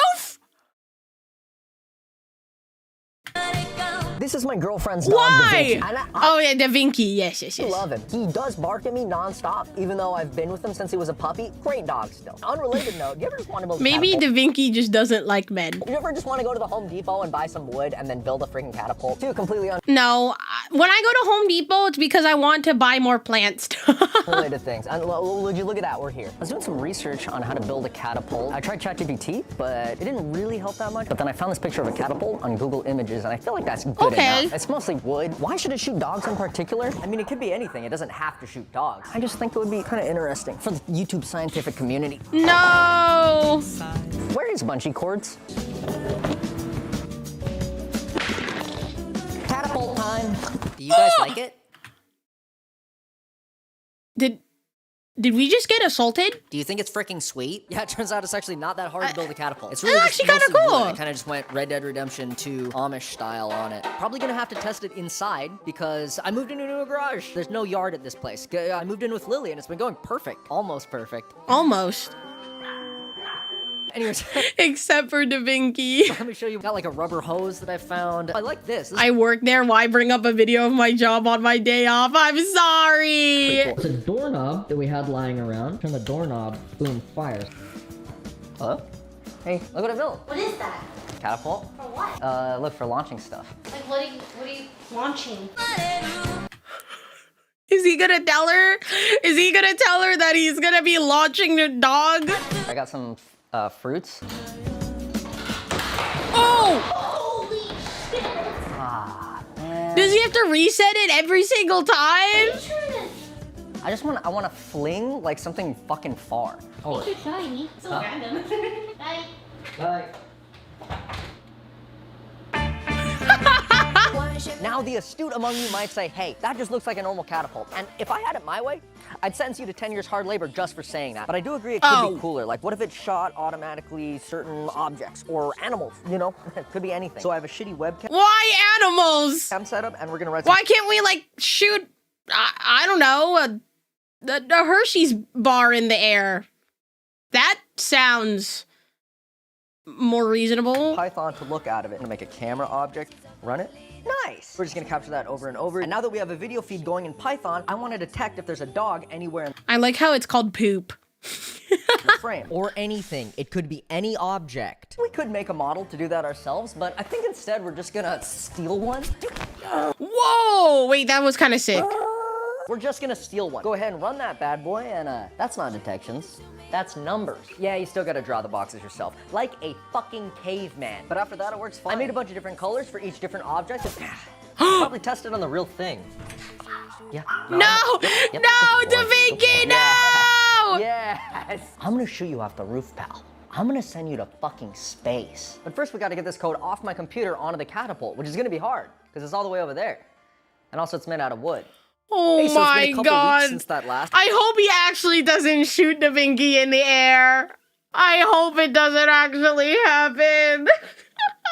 And oh man. Oh. I don't know how this keeps happening to me. I had to run the code, so I threw in a microcontroller. But then I needed a box to put the microcontroller in. So I ordered an electronics enclosure on Amazon, and after a night of peaceful soldering, it was looking really good. Then I needed some way for that to trigger the catapult firing. And so my next idea was, God, I feel like I'm doing a fucking MIT maker portfolio rejected. What the fuck am I talking about? Oh, firing mechanism. This was my first idea. Pretty much all it does is you pull the catapult arm back with a rope, and this severs the connection to that rope, which is a super good idea, is what I thought it was. Yeah, it turns out even a 4-foot-tall Filipino boy is too heavy for this shitty piston to handle. So instead, I built this metal hook type of thing. I got the idea from those 3D animated how a gun works videos, and I have no idea why this one works and the last one didn't. If I would not be able to tell you. Type it in the comments and then immediately delete it. I don't need that fucking nerd shit. I added a bunch more shit too, like this winch. Okay, this is test number fucking whatever.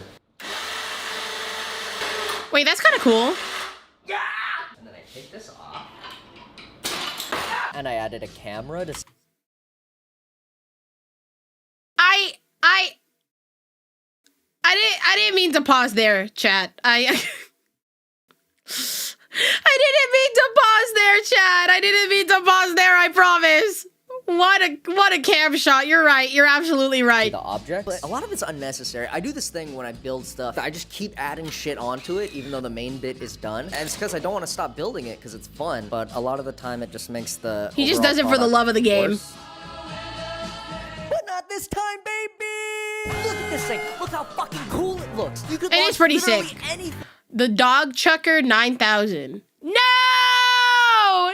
No! With this, the link just makes, oh my god, that's so fucking loud. Just makes things so convenient. No matter how hard. That is really impressive, Hey, actually. Michael here. It looks like I was so excited to tell you what the catapult does that I forgot to tell you what the catapult does. How did that happen? Fuck if I know. I made it so it can fire itself automatically depending on what object it sees. So it's always watching its firing zone, like where you load in the objects, and it just waits until it sees something that you told it to fire. It'll do everything for you. All you gotta do is put in the object you want to launch. Or maybe the object wanders in. Maybe the object wanders in because I smeared a little bit of peanut butter at the bottom of the launching zone. Anyways, let that clear things up. Now to transition back to the video, I have to say, power? Speaking of power, the maximum bungee cords we tried was 2, and it blowed up. So I'm thinking like 6?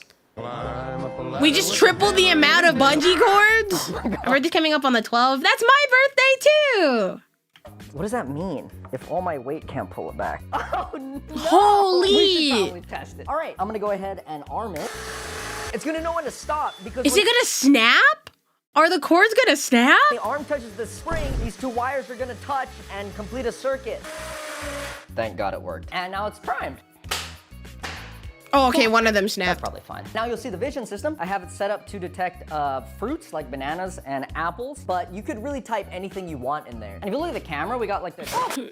Oh! Hey, I'm Michael, and I'm here to tell you about timers. No, not that kind of timer, silly. Yes, is it just instant? He didn't put like a small cooldown? I'm talking the timers we use in software. See, software runs pretty fast. So if you forget to slow things down with a timer, like Dickhead over here, then the exact frame that your fruit touches the catapult's firing zone, it's gonna go off. And that's a recipe for disaster. And if you look at the camera, we got like this. Oh, fuck! Oh, I'm gonna be finding banana for the rest of my life. Hey, Lily. Come here real quick. It's a catapult. You wanna see it shoot? Okay, where are you gonna put it? This frick. Watermelon. When I put the watermelon in, we got— I like how she's wearing a safety helmet. seconds, because I put a timer on it this time. Oh, fuck. It's okay. It's okay. It's okay. It just thinks the rubber band's a banana. Yeah, look at that, Jenny. Look at that. It sees the watermelon. Great. Come on. I like how they're both hiding. Oh my god! My light. It was cool though, right? It's cool, but your light's fucked. You can shoot all kinds of things with this. We can shoot Da Vinci. Yeah, he'd die. Yeah, he'd die. Okay, bye. That dog is not safe. That dog is not safe. No, we're not doing that again. Now what we gotta do is, well, I got another watermelon. POV, you're my girlfriend's dog. No!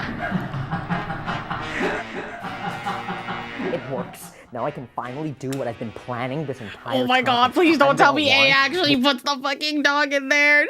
this Please don't little actually put the stick dog. to play fetch with Da Vinci, and hopefully we'll bond enough where he doesn't feel the need to bark at me. So let's take this thing outside and oh!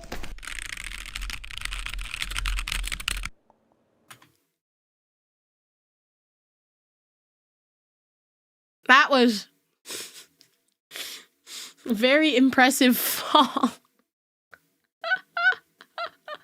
How'd that happen, guys? How'd that happen?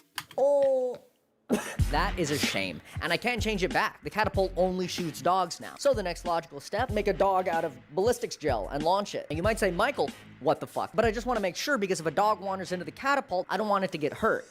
I want it to fucking die. Oh.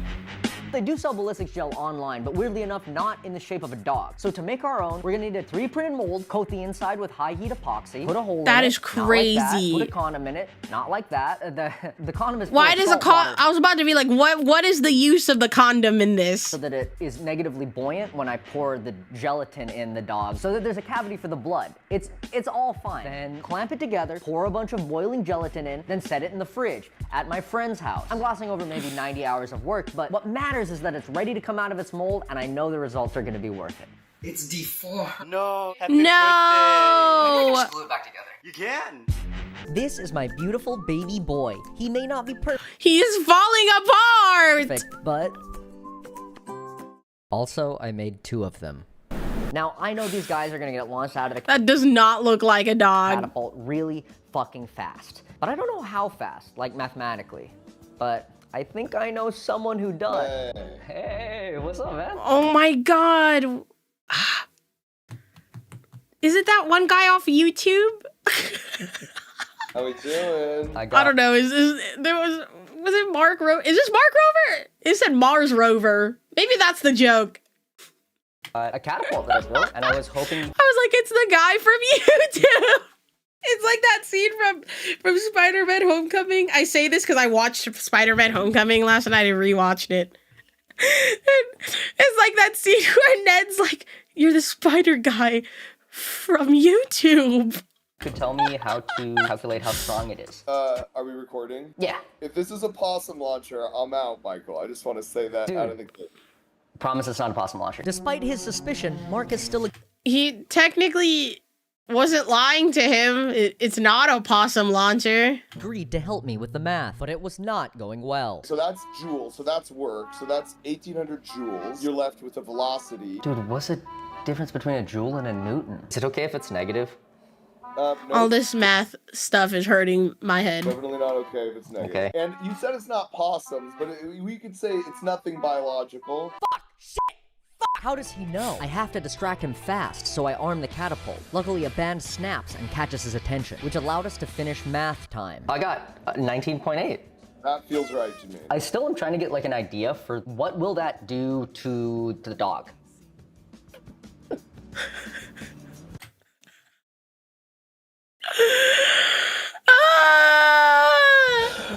All these equations don't work. If it's a dog, oh wait, you actually are launching it from in the ground. Yeah, I want to test your fucking equation. Yeah, I want to test your equation.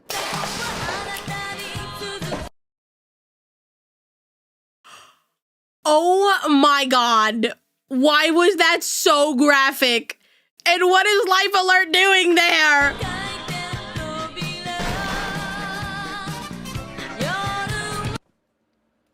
Is that the head?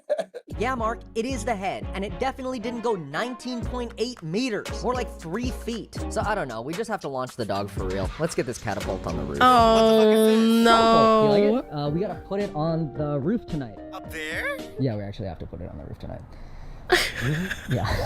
Don't let it hit the wall. We should keep these ropes, huh? Yeah, so when we hang us open, this doesn't work. Cool. We got These are great friends that are letting him do this at their home. catapult on the roof. Or is this Michael's home? I don't Grab know. Lily and Da Vinci, and we're gonna show him what happens I think this is Michael's home, but maybe he just invited his friends over to do this. when he barks. Is this related to the possum catapult?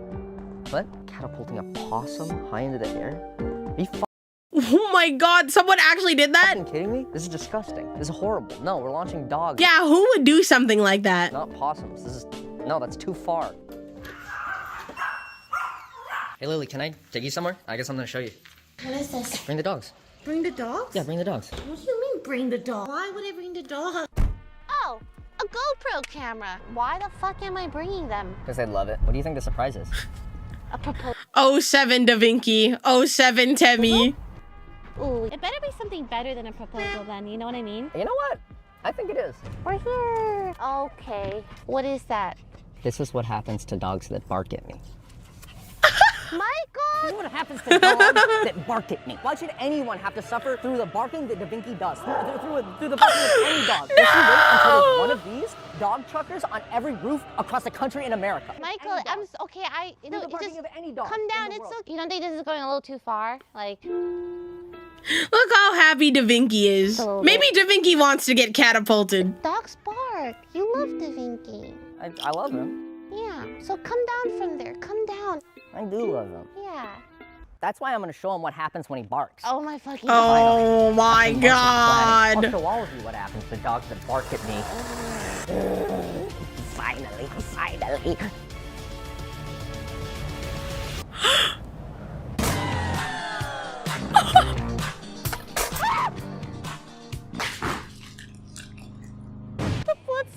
Oh my goodness. realistic. Ew. That's what they do. I mean, I saw it already. I want him to see. I want him to see. Oh no! This That dog is must have barked. disgusting. Okay, that was perfect. I'm gonna reload the catapult and then we can test it on Da Vinci. Lily's just, I'm out of How's it here. going?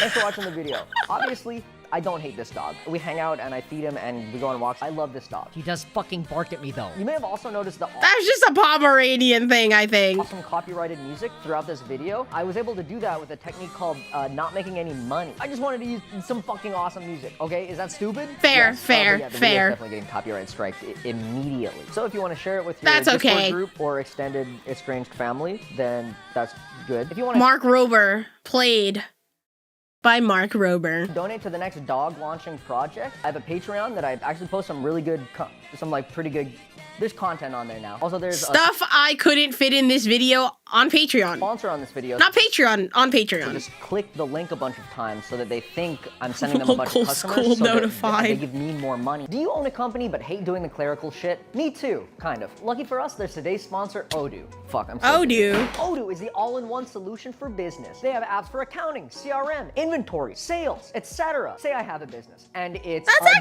delivering quite dogs to your convenient. house, straight to your house via Catapult. They have an app to help me plan my products, another app that manages inventory. Just imagine how much inventory my company has. And this one's cool. You can use a barcode scanner to keep track of products even easier. And then an app to manage and track sales so that my company can function as efficiently as humanly possible. At the end of the day, if you have a business, they probably have something that can streamline it even more. And the great part is you can select only the apps that you need. Odoo is super easy to use. So click the link in the description to get 14 days free, no credit card required, and what else? 1 app free for life. I like Odoo because they let me put the ad at the end of the video and a suite of software and applications. Oh my God, they let me put the ad at the end of the video. Dude, no That one is pretty fucking lets you sick. put the ad at the end of the video. So thanks again to Odoo for supporting the That channel. is pretty cool. Goodbye. I, Mark Rober, do not endorse this. This is pretty cool. She's suspicious. She walked in to tell me she's going to sleep. It's like, good night. And I can't believe Mark Rober endorsed this. Tabs. Fucking. She said, what's that? She said, why is there a dog on, why are you 3D modeling a dog? This is a ballistics gel dog. That's fucking crazy. This is disgusting. It is very disgusting. Why did you do that? I cannot believe this. Oh, Michael Reeves, the person that you are. Is this Mark Rober? It is. I have a feeling my math wasn't the issue here, Michael. I find it funny that he had to manually launch the catapult because he actually couldn't reprogram it. Drew. Oh my god. Oh. Sorry. My cat is behind me. Hi, Marshmallow. Hi. Okay. Do you guys hear her? She's like giving me stink eye because I'm not giving her attention. Yeah, the 7-Eleven shirt being green screen was kind of funny. All right. Don't let Marshmallow near Michael. I don't think any animal should be near Michael. Okay, let's see. I actually didn't think of a fourth video to watch. Lamau. Oh, Lord. Okay. Meow. Let's see. I am just checking some videos before I decide. What is this? No. No. No. No.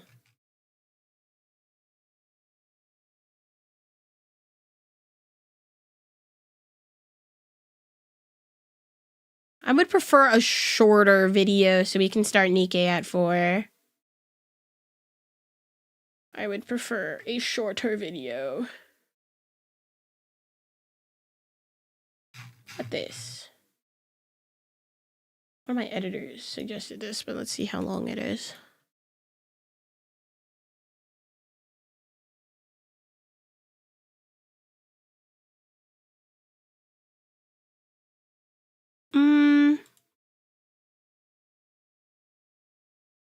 Okay. Whoa, that scared the shit out of me. Oh! Mr. Chucky, thank you so much for the 20 months. With how work has it has been hard for me to be watching. It's all good. Appreciate you being here. Thank you. Also, thank you for the follow. Thank you. Yeah, I did not come prepared today. Apologies.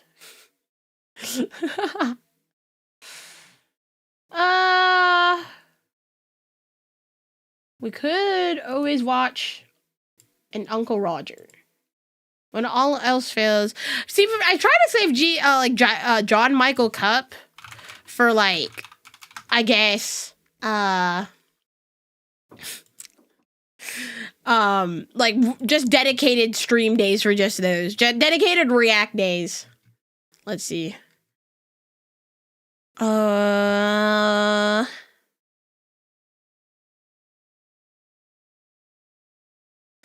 Do we watch more Jamie Oliver?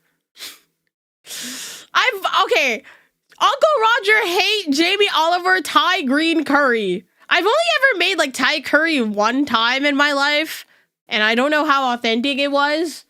But I'll never say no to Uncle Roger flaming Jamie Oliver. So, anyways, we're gonna watch Uncle Roger hate Jamie Oliver Thai curry. It's delicious. No. Wait, what is that? Wait, what is that? No. What is that? I like this a lot. Oh, This no. not how you make green curry, hiya. Mr. Watch, he's not gonna put any curry paste in this. Chili Jam, aka Jamie Olive Oil. He disappointed Jamie Olive Oil. Uncle Roger. Not Jamie Olive Oil. How his Thai green curry gonna be? Subscribe to Uncle Roger channel. We so close to 4 million niece and nephew in family. And when we hit 4 million, Uncle Roger gonna make my own ramen. So smash the subscribe button now. Go. Man, I love Thai curry. After this, I don't know if I'd want Thai curry. Guys, we're gonna make Thai green curry. It's delicious, fragrant. My family love it. Your family doesn't know authentic food, Jamie Oliver. We go 1 cup of rice. That's enough for 4 people. 1 cup rice. 1 cup for of rice? I think 4 people is like 3 at least. People, is your whole family just baby bird? Hiya. That like 5 grade His family's starving. His family is malnourished. of rice each. Either because he doesn't give them a lot of food or they just don't want to eat his food. Starving your children, Jamie. 8 seconds in, already make mistake. He the Usain Bolt of fucking up. And then 2 cups of water. This is the perfect equation. Hey, Jamie Oliver, did you wash your rice? Please tell me you washed your rice. Please For the tell perfect me. fluffy rice. A pinch of salt, lid on top, medium heat, happy days. No, No, happy no. day, no. You don't have rice cooker. Didn't know they It's were sad day, rationing. Oh, God. Oh, British people. Uncle Roger. We're going to make a paste. Peel a thumb-sized piece of ginger. So we're going to go in with your thumb size, my thumb, not your thumb. That's right? a really Thumb-sized big piece of ginger. In. Hiya, ginger wrong. Use galangao. Nobody use ginger for Thai green curry. Nobody. I did not know that. Thumb-sized piece of ginger. Now I learned. Into the food processor. Into the food processor. Jamie Oliver's best friend is the food processor. Food processor. Jamie, I thought you have pestle and mortar. When you're making the Malaysian fish video, I see you have pestle and mortar. What happened to that? Was he just too lazy? Is it? Use your pestle and mortar. Where is it? Niece and nephew. I don't know. It's not in the room with us, though. Pestle and mortar. Because food processor just slice shit up. Pestle and mortar can do Uncle Roger's favorite thing, pounding. Pounding. Yup. Bring out all the flavor. Maybe that's why Auntie Helen pounds so many other people. Into the food processor. Then we're going to go in with the lemongrass. Now I need to spank it. No. Now I need to spank it. Stop spanking. Spanking not gonna do anything. You're gonna throw it all in food processor anyway. It's spinning at 9,000 RPM. If you spank harder than food processor, then I feel bad for Mrs. Oliver. Sorry, Jamie's children. And then this part, I'm just going to break I'm just sorry for his family. that up and put that in. 4 cloves of garlic. Garlic, good. And then 6 leaves of kaffir lime. Kaffir lime, okay. Okay. Of cumin. Beautiful. Little green chilies here. Oh, There was a guy in the back. Or that was a girl. I think that Jamie wife running away from spanking. Little green chilies here. Out with the seeds. I'm going to go for 3. What? What he say?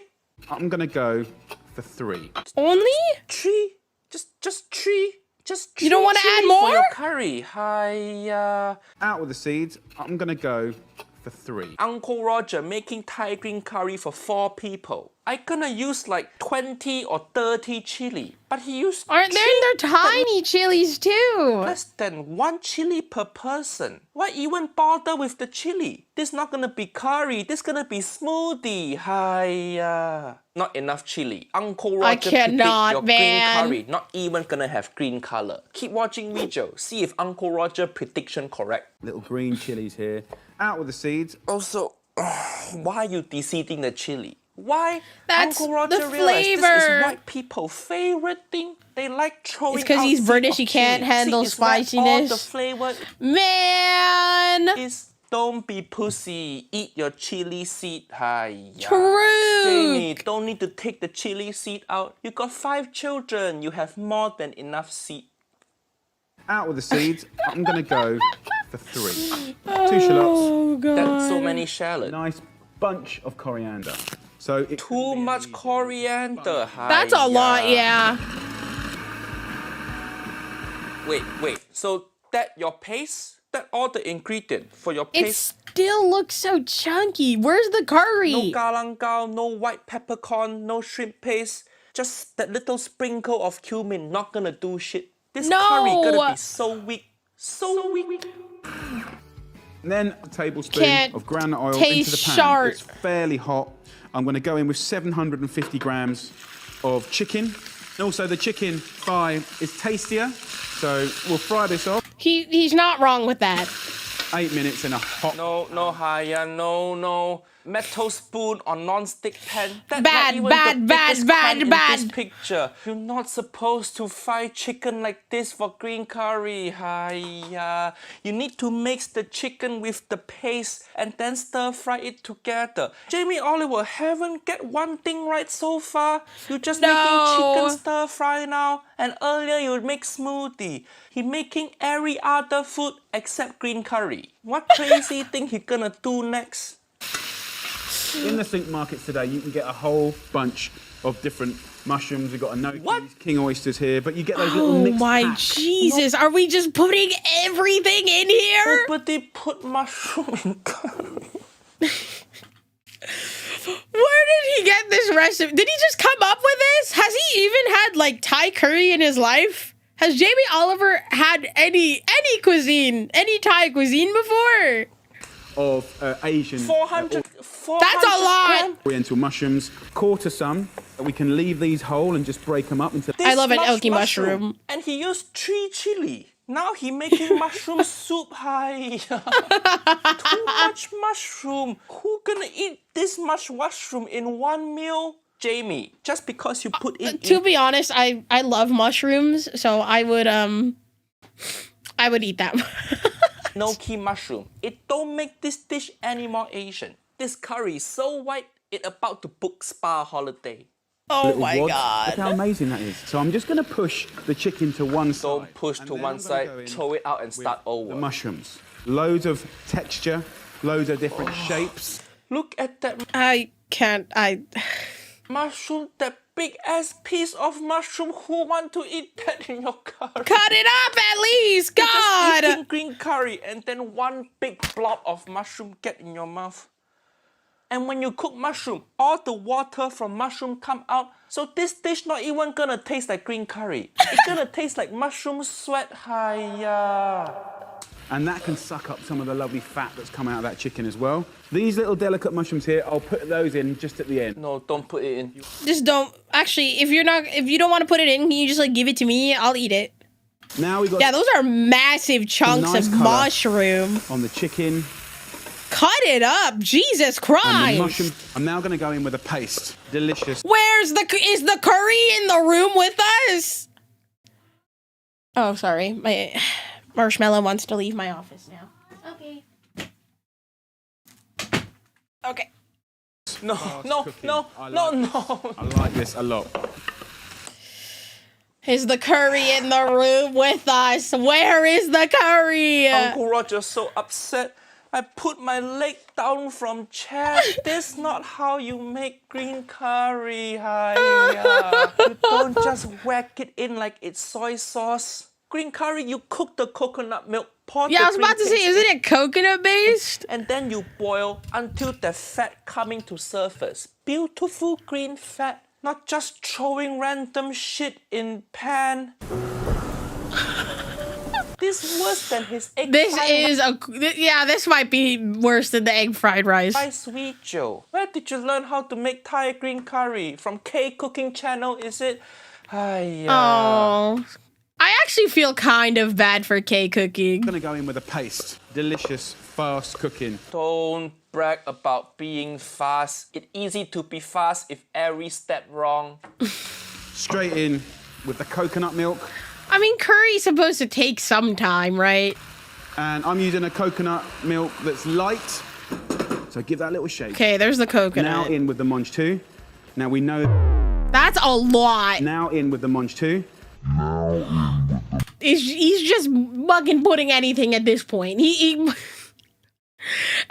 he can find in his home or his pantry, he's just throwing in.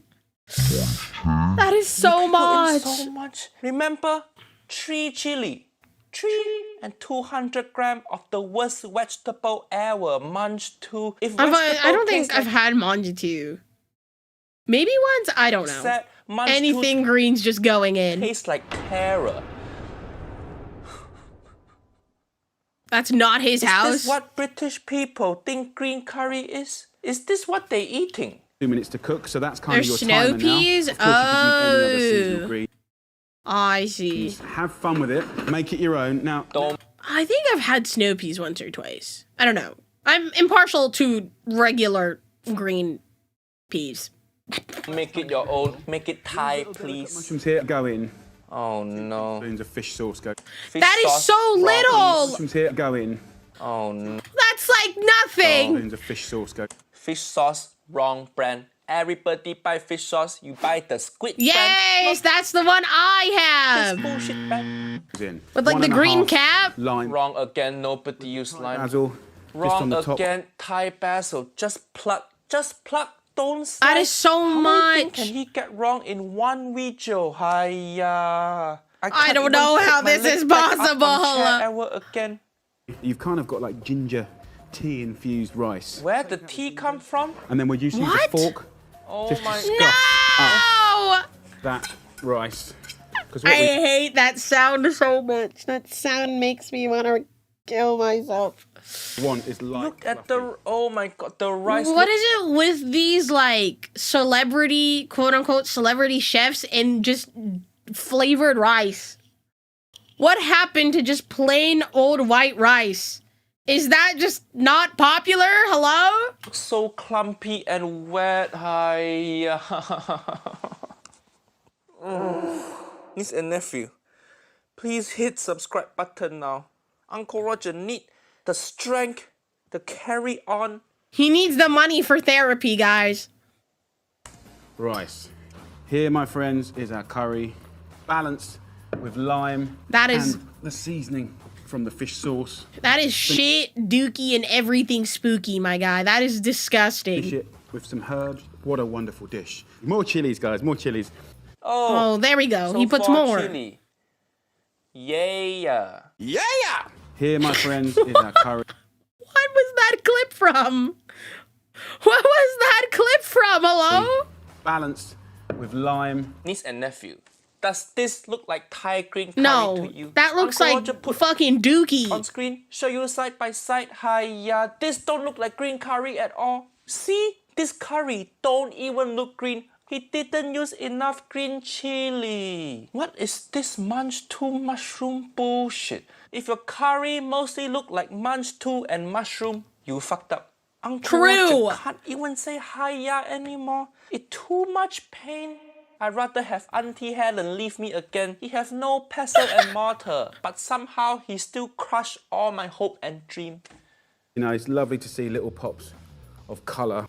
Thai green curry, cooked in the time that it took to cook some basmati rice. Basmati rice. That's not even the right rice for Thai green curry. Rice, use Thai jasmine rice for Thai green curry. Is he trying to get Guinness World Record for most fuck up in one cooking video? That rice looks wet. I actually put, whenever I make like a stew dish, I actually put just slightly less water. So that way the rice doesn't come out like wet. It's like almost like the tiniest bit drier, but it's because I'm gonna be mixing it in with like the stew or soup I'm eating. I don't know, that's what I personally do, and it's always worked let's have out. a little go. Very good.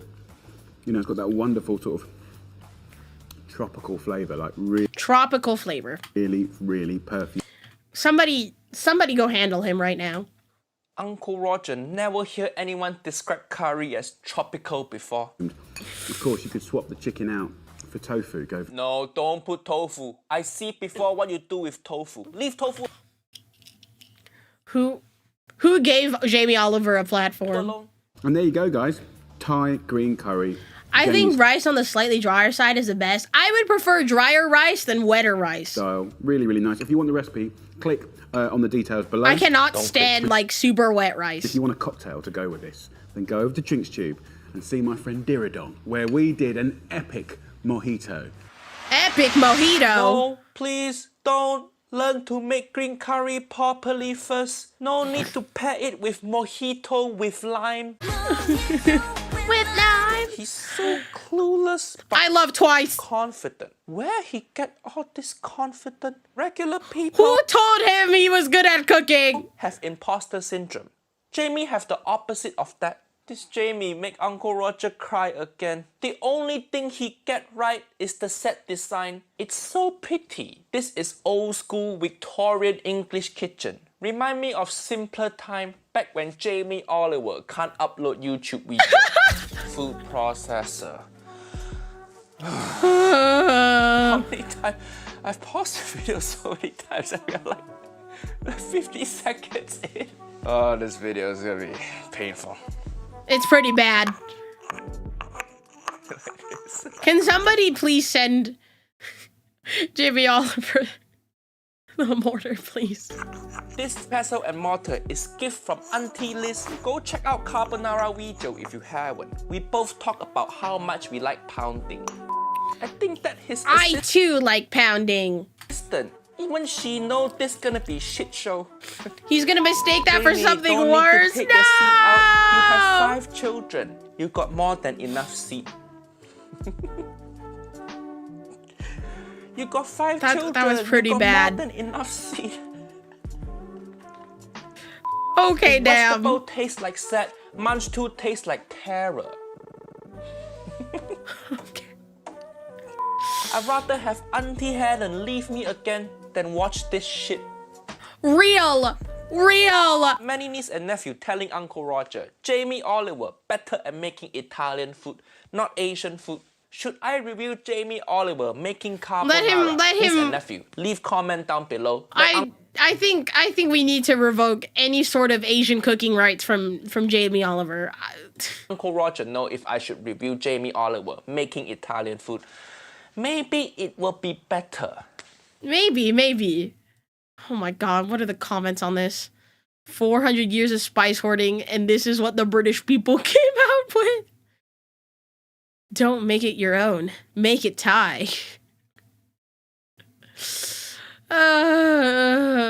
Jamie's wife running away. The man can't cook at all. Anyways, that's all they're reacting today, guys. We'll react more on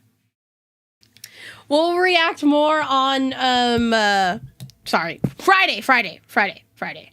But for now, we are gonna open Nikke.